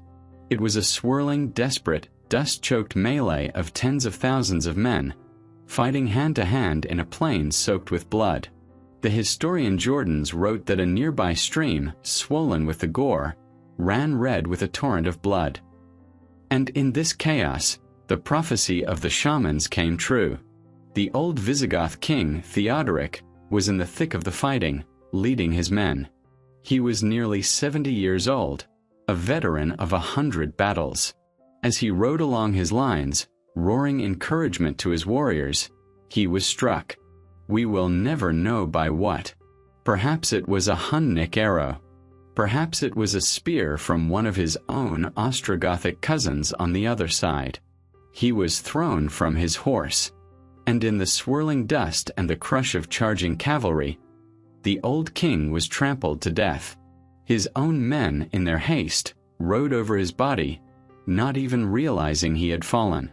The leader of the Allied army, just as the prophecy had foretold, was dead. But this did not cause the Allies to flee. It had the opposite effect. High on the ridge, his son, Thorismund, saw his father fall. His grief turned instantly to a white-hot, vengeful rage. The battle, for him, was no longer about strategy or for his ally Aetius. It was about avenging his father. Thorismund, who held the critical high ground, did not stay there. He raised his sword and led a suicidal, all-out charge of the entire Visigothic reserve down the long slope of the ridge. This was a wave of fresh, heavy armored cavalry, charging downhill with the full force of gravity and vengeance behind them. They smashed into the side of Attila's main Hunnic force, which was already bogged down fighting the Romans and the other Goths. This was the decisive moment. Attila was now being attacked from three sides.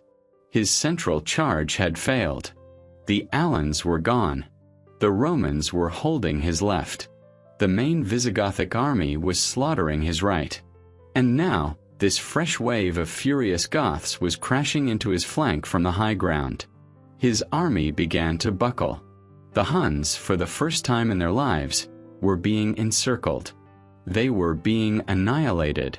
Attila, the man who never showed emotion, must have realized he was facing his own end.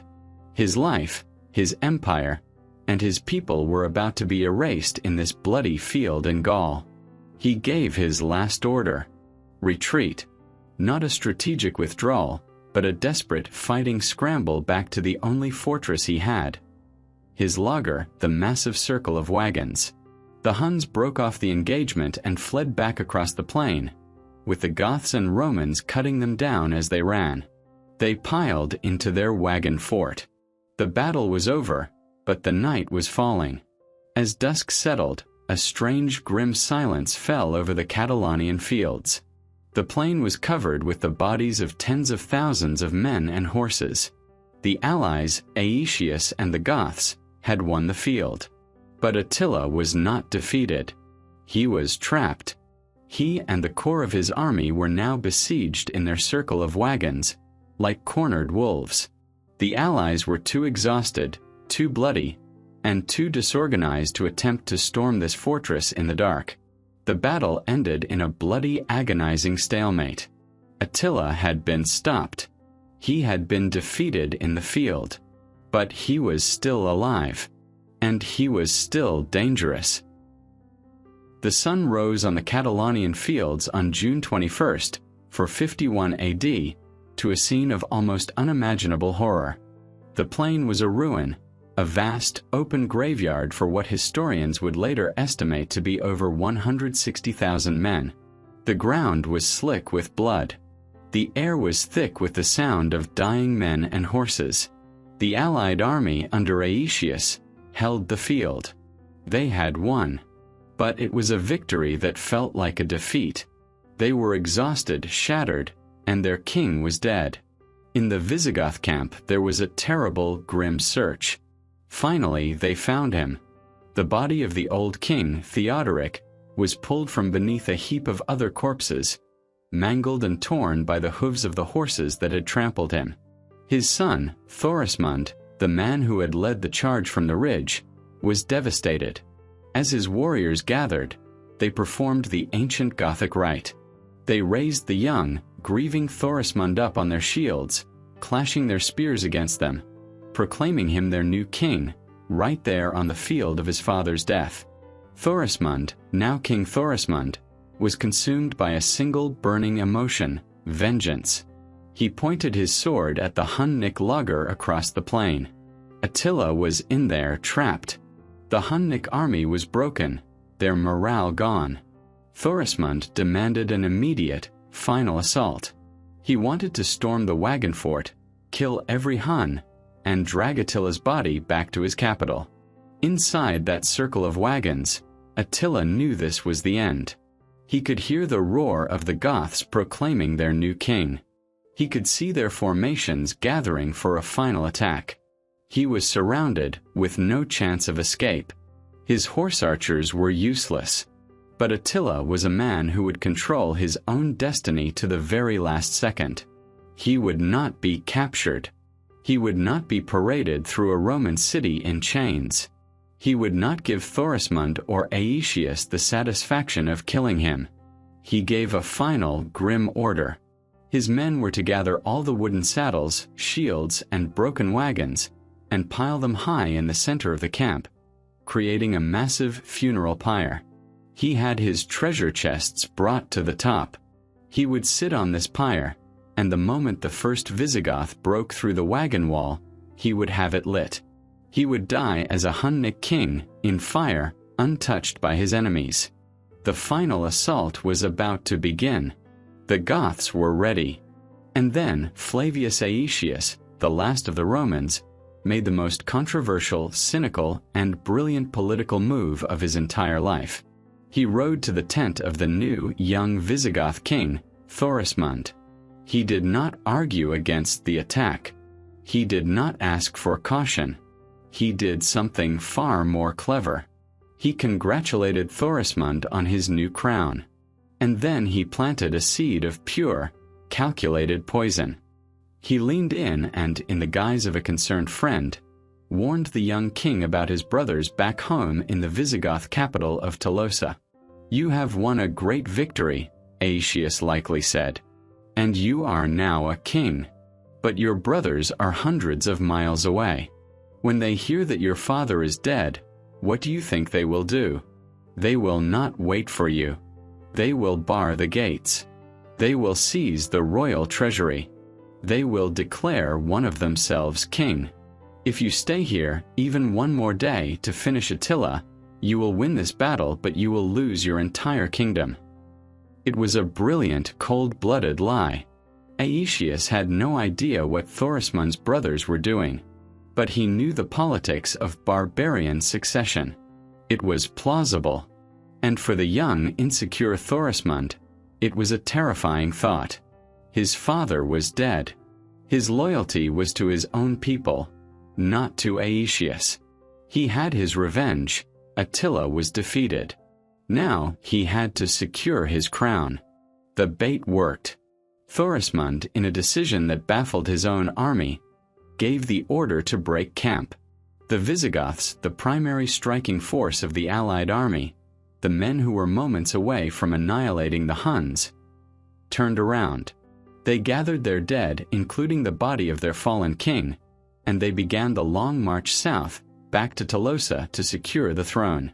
Aetius, left on the field, now had a problem.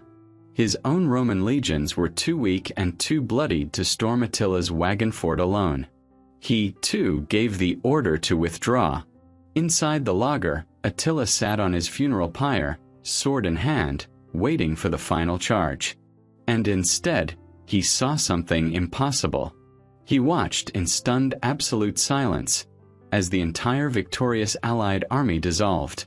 He saw the Visigoths march south. He saw the Romans march west. They were just leaving. He had been defeated. He was trapped. And now, by some miracle he could not have understood, he was free. Aetius' gamble had paid off. He had used Attila to shatter the power of the Visigoths, and he had used the Visigoths to shatter the power of Attila. He had wounded both of his rivals and saved his own Roman authority. But in saving his own power, he had unleashed the Scourge of God back upon the world. A defeated, humiliated, and furious Attila was now free to leave Gaul, and he was already planning his revenge. Attila's retreat from Gaul was one of the greatest humiliations of his life. He had been outmaneuvered by Aetius. He had been forced to flee, and he had lost thousands of his best warriors in a battle that ended in a stalemate. His aura of invincibility was cracked. He returned to his great camp in Pannonia for the winter, a lion nursing his wounds. But this was Attila. Humiliation did not lead to despair. It led to a cold, calculated, and all-consuming rage. He needed revenge. He needed to prove to his enemies and to his own restless subjects that he was still the Scourge of God. Aetius had saved Gaul, but in doing so, he had doomed his own homeland. Attila's new target was obvious. He would not bother with Gaul again. He would bypass the treacherous Aetius and strike directly at the heart of the Western Empire. Italy. Italy was rich, it was symbolic, and, as Attila knew, it was almost completely undefended. Aetius' Roman legions, battered from the Catalaunian Fields, were still in Gaul, trying to keep the Visigoths and Franks in check. The Emperor Valentinian III was hiding, as usual, in his fortress of Ravenna. The eternal city of Rome itself was an open and tempting prize. In the spring of 452 AD, less than a year after his retreat, Attila had gathered a new army. He had replaced his losses. His warriors were eager to wash away the shame of Gaul with the plunder of the richest land in the world. He did not bother with a clever casus belli this time. His marriage proposal to Honoria was all the justification he needed. He was coming to claim his bride and his dowry. He led his host not over the sea, but through the back door of Italy, marching east and then crossing the Julian Alps. It was a difficult, unexpected route. He descended into the plains of northern Italy like a flood from the mountains. His first target was not Rome. It was the first major city he encountered, and it was one of the most important cities in the entire empire. Aquileia. Aquileia was not just a city. It was a fortress. It was known as the Second Rome, a massive, ancient, and incredibly wealthy trading hub. It was protected by huge, thick walls and a large veteran garrison. It was the gateway to Italy. Attila knew he could not simply bypass it. To leave such a powerful fortress at his back, able to cut off his supply lines, was unthinkable. He had to take it. He expected a quick surrender, just like the cities in Gaul. He demanded the gates be opened. Aquileia refused. The gates remained shut. The garrison manned the walls. They had heard of his defeat in Gaul. They believed he could be stopped. The siege of Aquileia began, and it was nothing like Attila's previous sieges. This was not a quick, brutal assault. The walls of Aquileia were far stronger than those of Naissus or Metz. The defenders were courageous, well supplied, and fought with the desperation of men defending their homes. Weeks turned into a month, then 2, then 3. Attila's army was bogged down. His siege engines, the great rams and towers, were smashed by the defenders' catapults. His warriors were being picked off the ladders.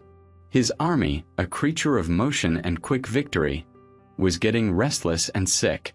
They were starving in the fields outside a city that was still well fed. His chieftains began to murmur. This was a mistake. The magic was gone. The Scourge of God had been stopped by a single wall. Attila himself was seen pacing the camp, frustrated, angry, and for the first time in doubt. The siege was failing. He was on the verge of calling off the entire invasion. And then, according to the legend, he saw the omen. As he was riding along the city walls one day, inspecting the damage, he looked up at one of the great defensive towers. He saw a stork, a bird that had nested on the roof, suddenly take flight. It was not just flying, it was moving out. The mother stork circled, gathered her young, and flew away from the city, out into the countryside. Attila, the man of the steppe, the man who read the will of Tungri in the flight of birds and the cracks of bones, stopped and watched. He turned to his demoralized soldiers. "Look," he shouted, pointing to the sky. "That bird, which knows the future, is abandoning its home. It is leaving the city, for it knows that tower is about to fall. It knows the city is doomed. The gods are with us." This was the jolt of morale his army needed. It was a divine sign. Filled with new fanatical purpose, Attila ordered a final massive assault. He concentrated all his siege engines, all his battering rams, on that one section of the wall where the stork had nested. Whether the omen was real or just a brilliant piece of psychological motivation, it worked. The warriors, believing that fate was now on their side, attacked with a savagery they had not yet shown. And the wall, pounded for 3 months, finally gave way. A huge section of the rampart collapsed, and the Huns poured in. The fate of Aquileia was sealed. But the punishment Attila inflicted on it was something new. This was not just plunder. This was annihilation. This was his personal, cold-blooded revenge for the humiliation in Gaul and the frustration of the 3-month siege. He gave the order to erase the city from the face of the earth. It was plundered, street by street. The population was massacred. Those who were not killed were chained and sent north as slaves. Every building, every temple, every house was burned. And when the fires died down, Attila ordered his men to tear the remaining stones from their foundations. He so utterly destroyed the Second Rome that, decades later, Roman writers would say it was impossible to even find the spot where the great city had once stood. He had not just captured it. He had deleted it. The news of what happened to Aquileia, this uncitying, spread a wave of pure, paralyzing terror across Italy that was even greater than the sack of Rome in 410. This was not a raid. This was an extermination. The gateway to Italy was open, and the Scourge of God was inside. The horror of what happened at Aquileia broke the will of northern Italy. Attila had not just defeated a city. He had performed a public execution, a demonstration of what resistance meant. The lesson was learned. After Aquileia, the Hunnic army was no longer an army. It was a tide. Attila fanned his host out across the incredibly rich, flat plains of the Po Valley, and the gates of the Roman world simply melted before him. There was no more resistance. No city dared to bar its gates. The Roman garrisons, hearing that Aquileia was gone, abandoned their posts and fled. The local aristocracy packed their gold and ran. Attila's army marched west, and each city was another stop on a grand tour of plunder. They descended on Patavium, modern-day Padua. It was plundered and burned. They took Vicenza, Verona, and Brixia, modern Brescia. These were ancient, wealthy cities, the pride of Roman Italy. They were now just smoking ruins, stripped of their wealth, their populations scattered to the wind. The Huns reached Mediolanum, modern-day Milan. At that time, Milan was the de facto capital of the Western Empire, a far more important administrative center than Rome itself. It was a city of vast imperial palaces and immense wealth. The city, knowing what had happened to Aquileia, offered no resistance. The gates were thrown open. Attila and his warriors rode in and plundered it at their leisure. In a famous, though likely legendary story, Attila entered the imperial palace. He saw a great painting on the wall, a piece of Roman propaganda. It depicted a Roman emperor seated on a golden throne, with the bodies of barbarian chieftains, likely Goths, lying dead at his feet. Attila, in his cold, grim humor, was not amused. He did not destroy the painting. He summoned a local artist and corrected it. He ordered the artist to repaint the scene. Attila was now the one seated on the golden throne, and the two Roman emperors were shown on their knees before him, pouring out sacks of gold at his feet. The message was clear. The roles were reversed. He was the master now. But the most profound and lasting consequence of this invasion was not the destruction. It was the creation. It was an accident of terror, an unintended birth. The people of the Po Valley, the Veneti, were not soldiers. They were farmers, fishermen, and merchants. When they saw Attila's Hunnic horsemen, the swift, terrifying demons of the steppe, they fled. But where could they run? The Huns owned the land. They were the masters of the plains. Fleeing to another city was useless. That city would be the next to burn. So the refugees from Aquileia, from Patavium, from all the burning cities, fled to the one place on earth where a horse archer could not go. They fled to the sea. They did not flee in ships. They fled to a strange, marshy, half-land, half-water world, the Venetian lagoon. This was not a beautiful tourist destination. It was a desolate, tidal marsh. It was a maze of shallow, muddy channels, saltwater swamps, and hundreds of tiny, barren, windswept islands. It was considered uninhabitable. The air was thick with mosquitoes, the drinking water was bad, and the land was too salty to farm. But it had one perfect, God-given quality. It was safe from horses. A Hunnic warrior, the most dangerous human being on earth on solid ground, was completely helpless here. His horse would break its legs in the sucking mud. His composite bow would be ruined by the damp, salty air. The Huns, masters of the land, stopped dead at the water's edge. And so the refugees came, first as a trickle, then as a flood.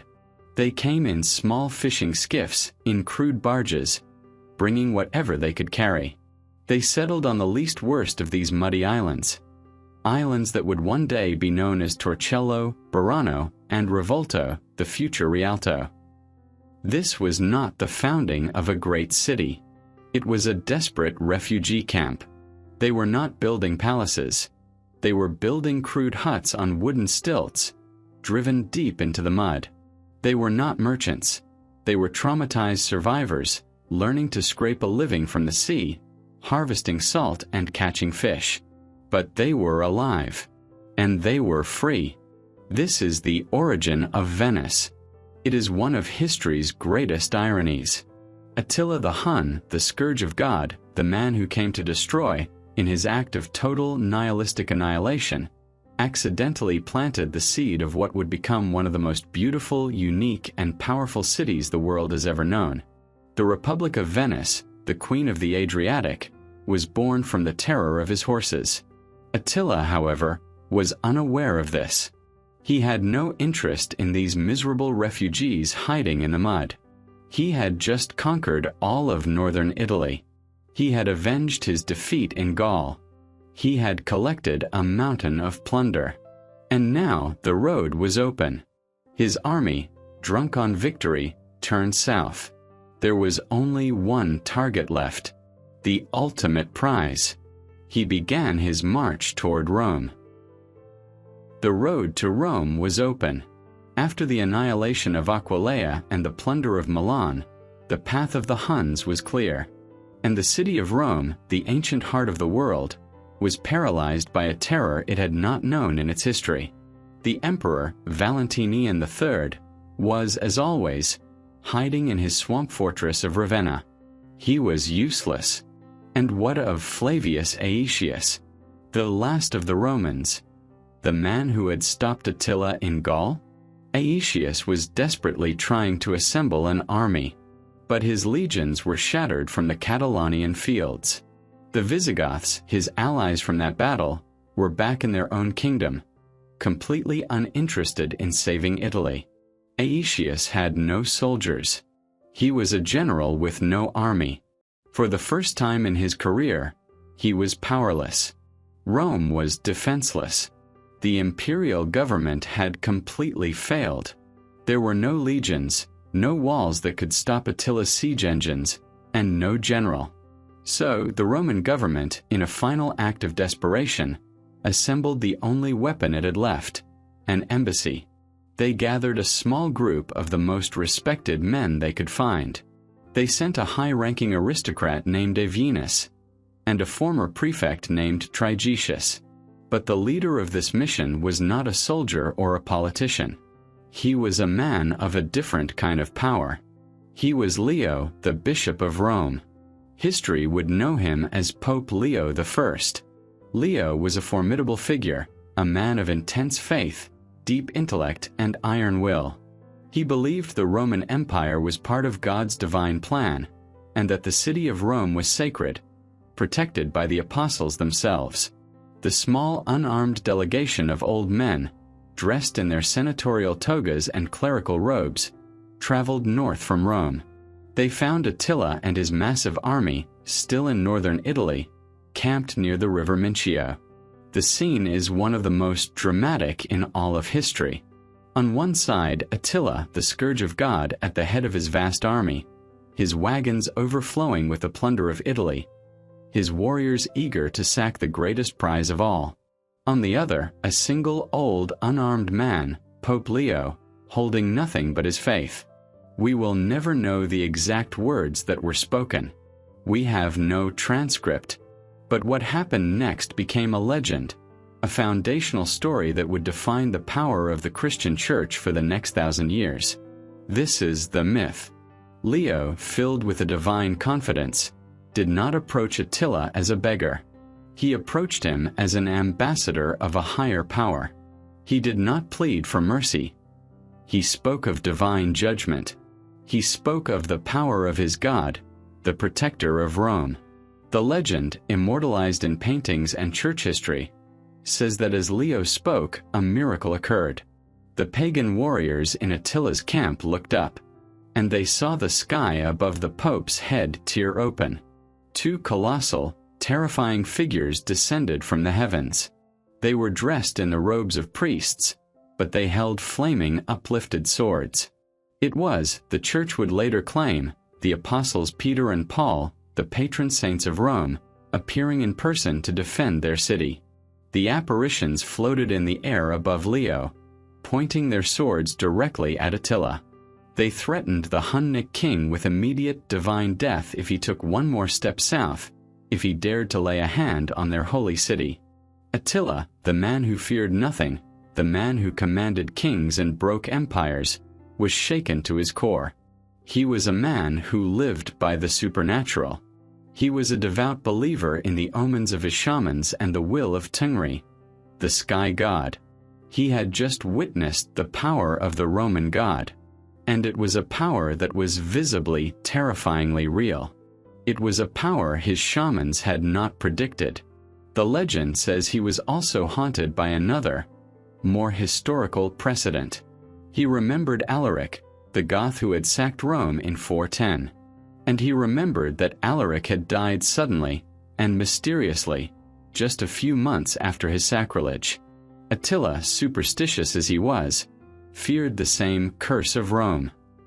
This combination, the curse of Alaric, the courage of Leo, and the terrifying vision of the armed apostles, was too much. Terrified not by the unarmed old man, but by the gods who stood behind him, Attila gave the order. The invasion was over. He would spare Rome. He agreed to accept a vast ransom, a dowry for Honoria, paid by the Roman state, and in exchange he would leave. He turned his entire army around and began the march, not just back to his camp, but completely out of Italy. Pope Leo returned to Rome not as a diplomat, but as a savior. He was hailed as a miracle worker, the man who had done what no legion or general could do. He had turned back the Scourge of God.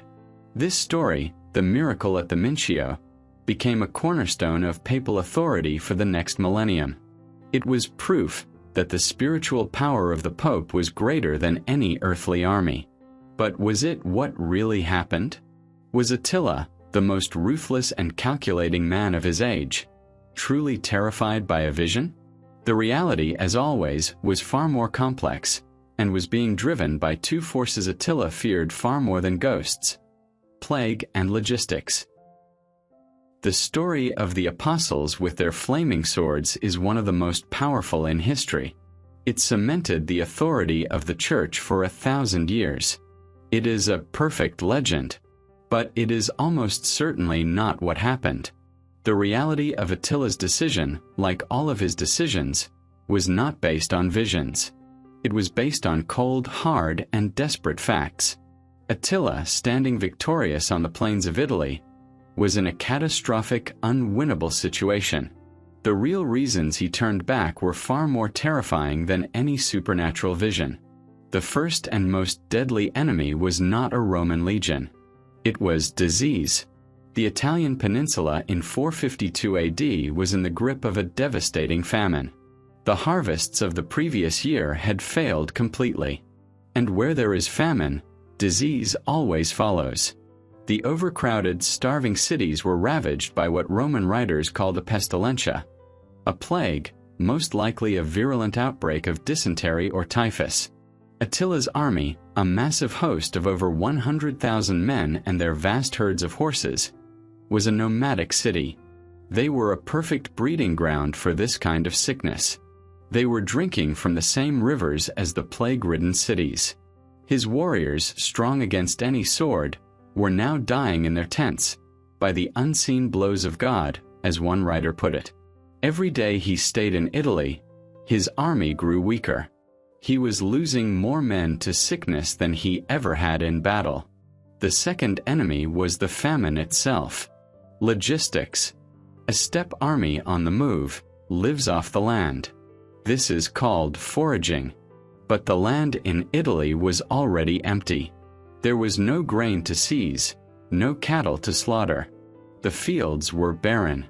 Attila's massive army, and the tens of thousands of horses that were the source of his power, were literally starving. An army that cannot eat cannot fight, and it certainly cannot undertake the most difficult military operation of all, a long drawn-out siege of a massive city like Rome. Attila knew that if he marched south, he would arrive at the walls of Rome with an army of skeletons, too weak to even lift their siege rams. And while Aetius, his old rival, did not have an army to fight him, he was not idle. Aetius, the master of the long game, was almost certainly waging a guerrilla war, sending small, elite cavalry units to harass Attila's foraging parties and attack his supply lines, making the starvation even worse. These two factors, plague and famine, had already doomed the invasion. But there was a third decisive blow. It was the one Attila never saw coming. While Attila was in Italy, focused on the west, his other great enemy had finally acted. The new aggressive emperor of the east, Marcian, the one who had famously said he had iron for his enemies, had honored his alliance with the west. Marcian had ordered a full-scale Roman invasion.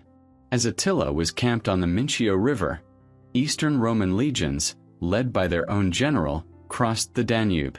They marched into Attila's unprotected, undefended Hunnic heartland in Pannonia. This was a strategic masterstroke. Attila's home was now being plundered. His capital, the great wooden city, was under threat. His wives, his sons, and the very source of his power were now at the mercy of the Roman army he had so thoroughly humiliated years before. A message must have reached Attila in his tent. It was the ultimate checkmate. He was trapped. His army was dying of disease. His soldiers and horses were starving. His supply lines were cut. And his home was on fire.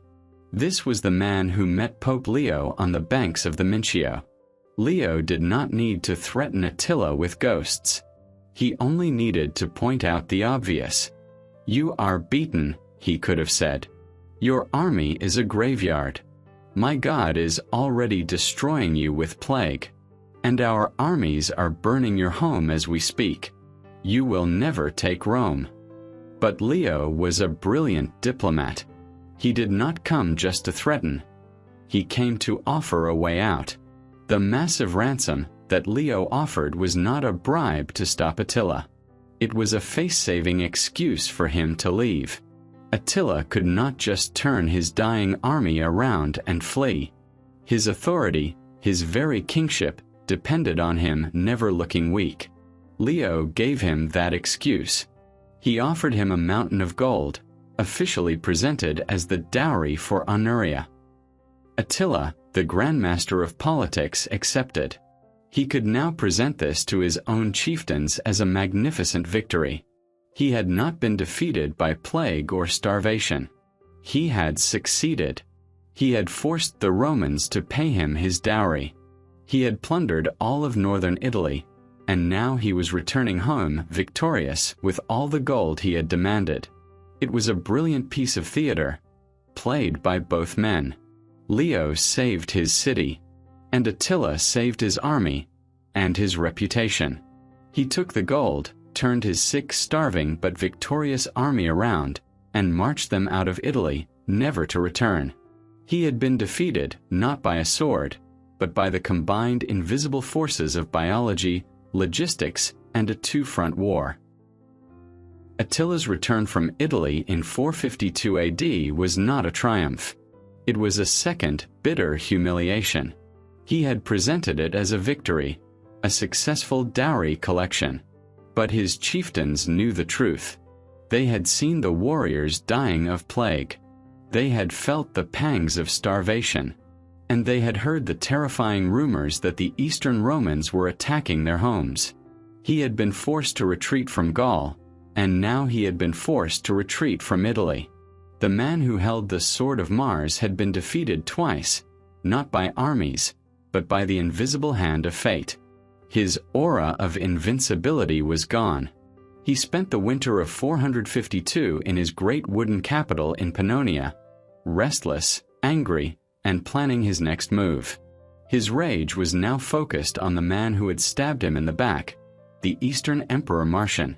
He began to gather his forces for a new massive campaign. He would not just raid the Balkans this time. He would march on Constantinople itself and burn the city to the ground. But first, in the spring of 453 AD, he decided to take another wife. This was nothing unusual. As the great king, Attila already had a household full of wives. These were political marriages, alliances sealed with the daughters of subject kings, Goths, Gepids, Franks. His newest bride was a young woman named Ildiko. She was described as a beautiful girl, likely of Gothic or Germanic nobility. It was another routine political union, a way to secure the loyalty of a powerful subject tribe before he began his great new war. The wedding was celebrated with a feast of monumental proportions. The entire Hunnic aristocracy was there. And on this one night, Attila broke his own rules. This was not the temperate, self-controlled man with the wooden cup that Priscus had described. Perhaps he was celebrating. Perhaps he was trying to forget the humiliations of the past 2 years. Perhaps he was just ill and drinking to dull the pain. Whatever the reason, Attila, on his wedding night, was seen to be in an unusually high and boisterous mood. He drank. He drank vast amounts of wine, laughing and feasting with his men, late into the night. Finally, flushed with alcohol and celebration, he dismissed his court. He retired to his royal tent, to the wedding bed, with his new bride, Ildiko. The camp fell silent. The next morning, the sun rose. The normal business of the camp began, but the royal tent remained closed. The king's personal guards stood outside, waiting. They expected to hear his call, but no call came. Hours passed. The sun reached its peak. The guards grew nervous. The entire camp was now waiting. The silence from the king's tent was becoming heavy, unnatural. No one dared to be the one to break the king's privacy on his wedding night. Finally, in the late afternoon, the silence became too terrifying. His closest chieftains, fearing some kind of plot, or that the king was ill, made the decision. They broke down the door. They burst into the tent. And they found a scene of silent, domestic horror. There was no sign of a struggle. No overturned furniture. No drawn swords. The king, Attila, was lying on his back in his bed, motionless. He was dead. He was covered in blood. But there was no wound on his body. The blood had not come from him, but out of him. It had flowed from his nose and mouth. In the corner of the tent, huddled in terror, was the new bride, Ildiko. She was weeping, veiled, and shaking, unable to speak, cowering before the body of her new husband. This was the end of the Scourge of God. What had happened? How could the most feared man in the world die this way? The most common theory, the official one reported by the historian Priscus, is the most mundane and the most tragic. Attila, in his drunken celebratory state, suffered a massive hemorrhage. Lying flat on his back, a blood vessel in his nose or throat burst. Perhaps an esophageal varix, a condition common to heavy drinkers, or perhaps just a stroke or aneurysm brought on by high blood pressure. He was in a drunken sleep, too intoxicated to wake up, and so he choked. He drowned silently in his own blood. The second theory, the one that became a legend, is the one that every Goth, Roman, and medieval poet wanted to believe. It was assassination. In this version, Ildiko was not a terrified girl. She was an avenger. She was the Judith to his Holofernes. She was a Gothic princess who had been forced to marry the monster who had destroyed her people. And on their wedding night, she had waited for him to fall into a drunken sleep, and then she had pulled a hidden dagger and stabbed him. Or perhaps she had suffocated him with a pillow as he lay helpless. It is a far better story. It is a story of justice, of tyranny struck down by the hand of a brave woman. But the evidence points away from it. When the guards burst in, Ildiko was there. She was not fleeing. She was weeping in terror. She was not a proud assassin. She was a terrified witness. She was almost certainly put to death later, but the contemporary accounts all paint her as a frightened girl, not a killer. The reality is the most profound irony of all. Attila the Hun, the flagellum Dei, the man who had erased cities, broken empires, and depopulated the Balkans, the man who had built a funeral pyre of saddles, preparing to die in fire like a warrior king. This man was not killed by a Roman legionary. He was not slain by a Gothic king in battle. He was not cut down by Aetius. The most dangerous man in the world was defeated by a burst blood vessel, a nosebleed. The death of the king was kept secret for as long as they could. But a man like Attila cannot simply disappear. His life had been a whirlwind that held the world together by force. His death would unleash a storm that would tear it all apart. The death of a king is a moment of political crisis. The death of Attila was an extinction-level event. The news was suppressed. For as long as they could, his chieftains kept his death a secret, the royal tent sealed. But in a camp of 100,000 warriors, a secret of this magnitude could not be held. When the truth was finally revealed, the reaction was not just grief. It was a profound and terrifying confusion. The sun had fallen from the sky. The mourning rituals of the Huns were steeped in a violent, ancient tradition. His chosen warriors, his royal guard, cut their faces with their daggers, so that the great warrior, as one historian wrote, should be mourned not by the tears of women, but by the blood of men. They cut their long hair, a sign of their grief. Then they performed the great ceremony. They rode their war horses, in full armor, in a vast spiraling circle around the silk tent that held his body, chanting his funeral dirge, celebrating the deeds of the man who had no equal. His burial was, and remains, the greatest secret in history. Attila was not to be buried in a simple grave. He was the conqueror of the world, and his tomb had to reflect that. According to the legend passed down by the historian Jordanes, a secret location was chosen, a place in the vast plains of Pannonia. A river was dammed, and its water diverted into a new channel. In the dry, empty riverbed, a legion of slaves was put to work. They dug a massive, deep grave. And in this grave, they placed not one coffin, but three. The first, the innermost coffin, was made of pure gold. This was the symbol of the vast, unimaginable wealth he had extorted from both halves of the Roman Empire. This golden coffin was then placed inside a second, larger coffin, made of pure silver. This was the symbol of the tribute, the dowries, the gifts he had taken from defeated nations. And finally, this silver coffin was placed inside a third outer coffin, made of hard, dark iron. This was the symbol of his true power, the sword of Mars, his unconquerable armies, and the iron will that had bound the world in fear. They buried him with the captured weapons of his greatest enemies, with priceless jewels, and with the sacred banners of his campaigns. When the ceremony was complete, the dam was broken. The river was released, and its waters flowed back into their original channel, rushing over the tomb. The grave of Attila was hidden forever beneath a new, flowing river.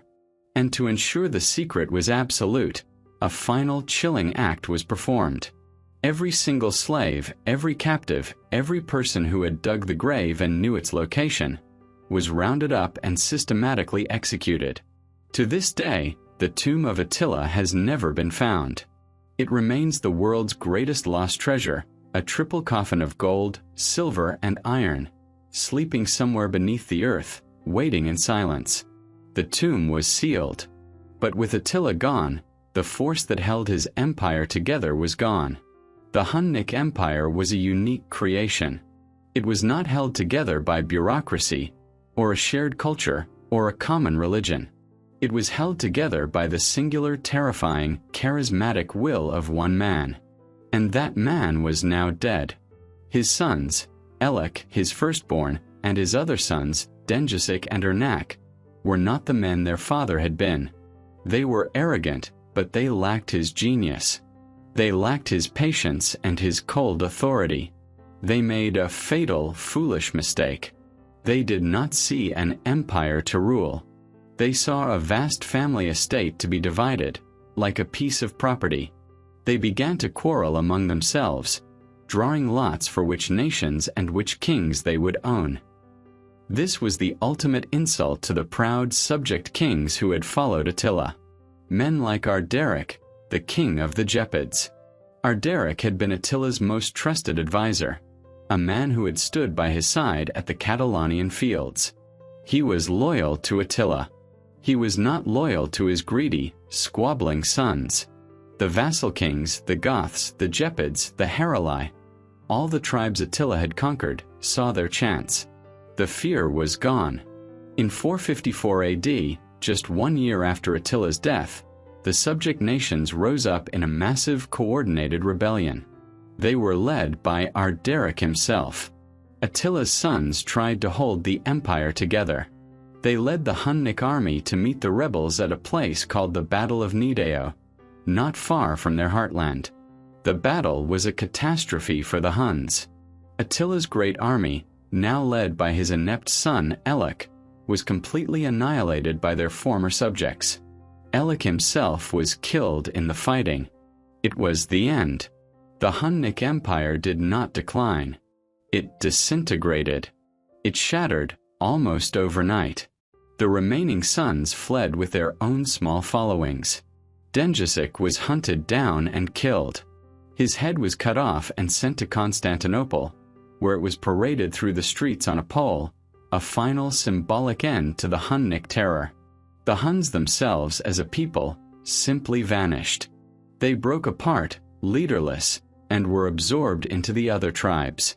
They melted back into the steppes from which they had come, disappearing from history almost as quickly as they had arrived. Attila left nothing behind. He built no cities. He wrote no laws. He founded no religion. His legacy was motion. His legacy was fear. He was the Scourge of God, a force of nature that had shattered the foundations of the old world. He did not conquer Rome, but he was the catalyst for its final death. He was the engine of the Great Migration, the man who, by accident, had founded Venice, and who had cleared the ground for the new kingdoms of the Franks and the Goths, the very kingdoms that would grow into the nations of the Middle Ages. He remains, even today, not just a man, but a myth, a name that is synonymous with the end of the world, and the dark, terrifying, and absolute power of a single unconquerable will.